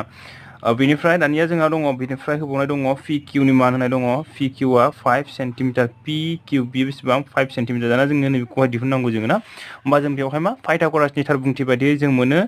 पि आर स्क्वायर समान समान मा जागोन बेवहाय पि किउ स्क्वायर प्लास किउ आर स्क्वायर होमबा मा जागोन बेवहाय पि आर नि माना जोंना मा पि आर नि माना 25 माइनास किउ आर दाना जोंना मा दं स्क्वायर दं ना बेखायनो ब्रेकेटावहाय स्क्वायर होनांगोन जोङो दाना पि किउ नि माना मा 5 स्क्वायर प्लास किउ आर नि मान गैया किउ आर नि मानखौ जों दाना दिहुनगोन जोङो ना किउ आर नि मानखौ जों दिहुनगोन दाना 25 खौ स्क्वायर खालामबा बेसेबां जागोन बियो 25 खौ स्क्वायर खालामनाय लोगो लोगो 25 स्क्वायर खालामोब्ला मा जागोन बेलाय 25 खौ स्क्वायर खालामबा मा जाबाय बियो 25 बेनिफ्राय 2 नि मोनसे देरसिनजों सानजाबा मा जागोन बियो 2 खौहाय जों बेनि मोनसे देरसिनजों सानजाबनांगोन जोंना 3 जों होमबा बेसेबां जागोन बे 6 होमबा 625 जागोन बियो 625 माइनास 2 जों 25 जों माने x minus y whole square मा जायो x square minus 2xy plus y square जायो बेना होमबा 2 जों 25 बेनिफ्राय q r सानजाबगोन जोंना होमबा 50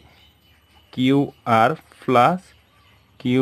r square equal to 25 plus q r square दाना नै ओरैबो q r स्क्वायर दङ ओरैबो q r स्क्वायर ना होमब्ला मोननैजों मा जागोन बियो केन्सेल जागोन बियो ना मोननैजोंहाय केन्सेल जागोन दानिया जोङो मा खालामनो हायो जोङो बेयावहाय जों मा खालामगोन जों बेखौ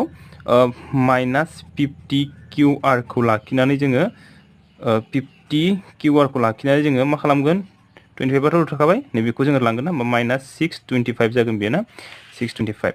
दानिया मा जागोन बेयो माइनास 50 किउ आर बेनिफ्राय 5 निफ्राय 5 थांबा 0 2 निफ्राय 2 0 बा 6 देरसिना दानख' नालाय बेखायनो सिना मा जागोन जोंना दानख' जागोन होमबा जों दानख' केन्सेल खालामबाय जोङो ना होमबा किउ आर खौ लाखिबाय जोङो होमबा 600 खौ माया रानहैगोन 50 आ रानहैगोन होमबा 0 जों 0 केन्सेल जाबाय होमबा 5 जों 60 खौ रानबा बेसेबां जागोन बेयो 12 सेन्टिमिटार जाबाय होमबा जों दाना किउ आर नि मानखौ बेसेबांखौ जोङो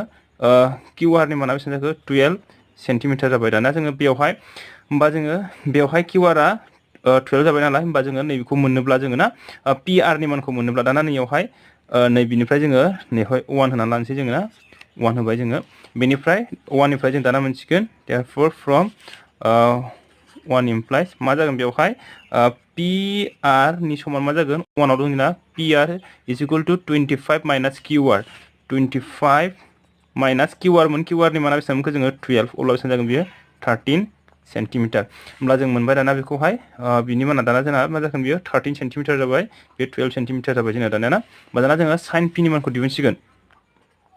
साइन पि जों माखौ लागोन पि आर नि बियो ना पि आ बेखौ जे होमबा जों मोनथियो जोङो फराय बेखौ फराय हागोन हाथारगोन बेखौ ना होमबा पारपेन्डिकुलार बाय हाइपोटेनियास पारपेन्डिकुलारा बबे नैबे खनानि उल्था आखान्थि होमबा नैबे किउ आर बिनिफ्राय लाव आखान्थिया नैबे खनाथिनि उल्था आखान्थि ना होमबा मा जागोन किउ आर आपन मा जागोन पि आर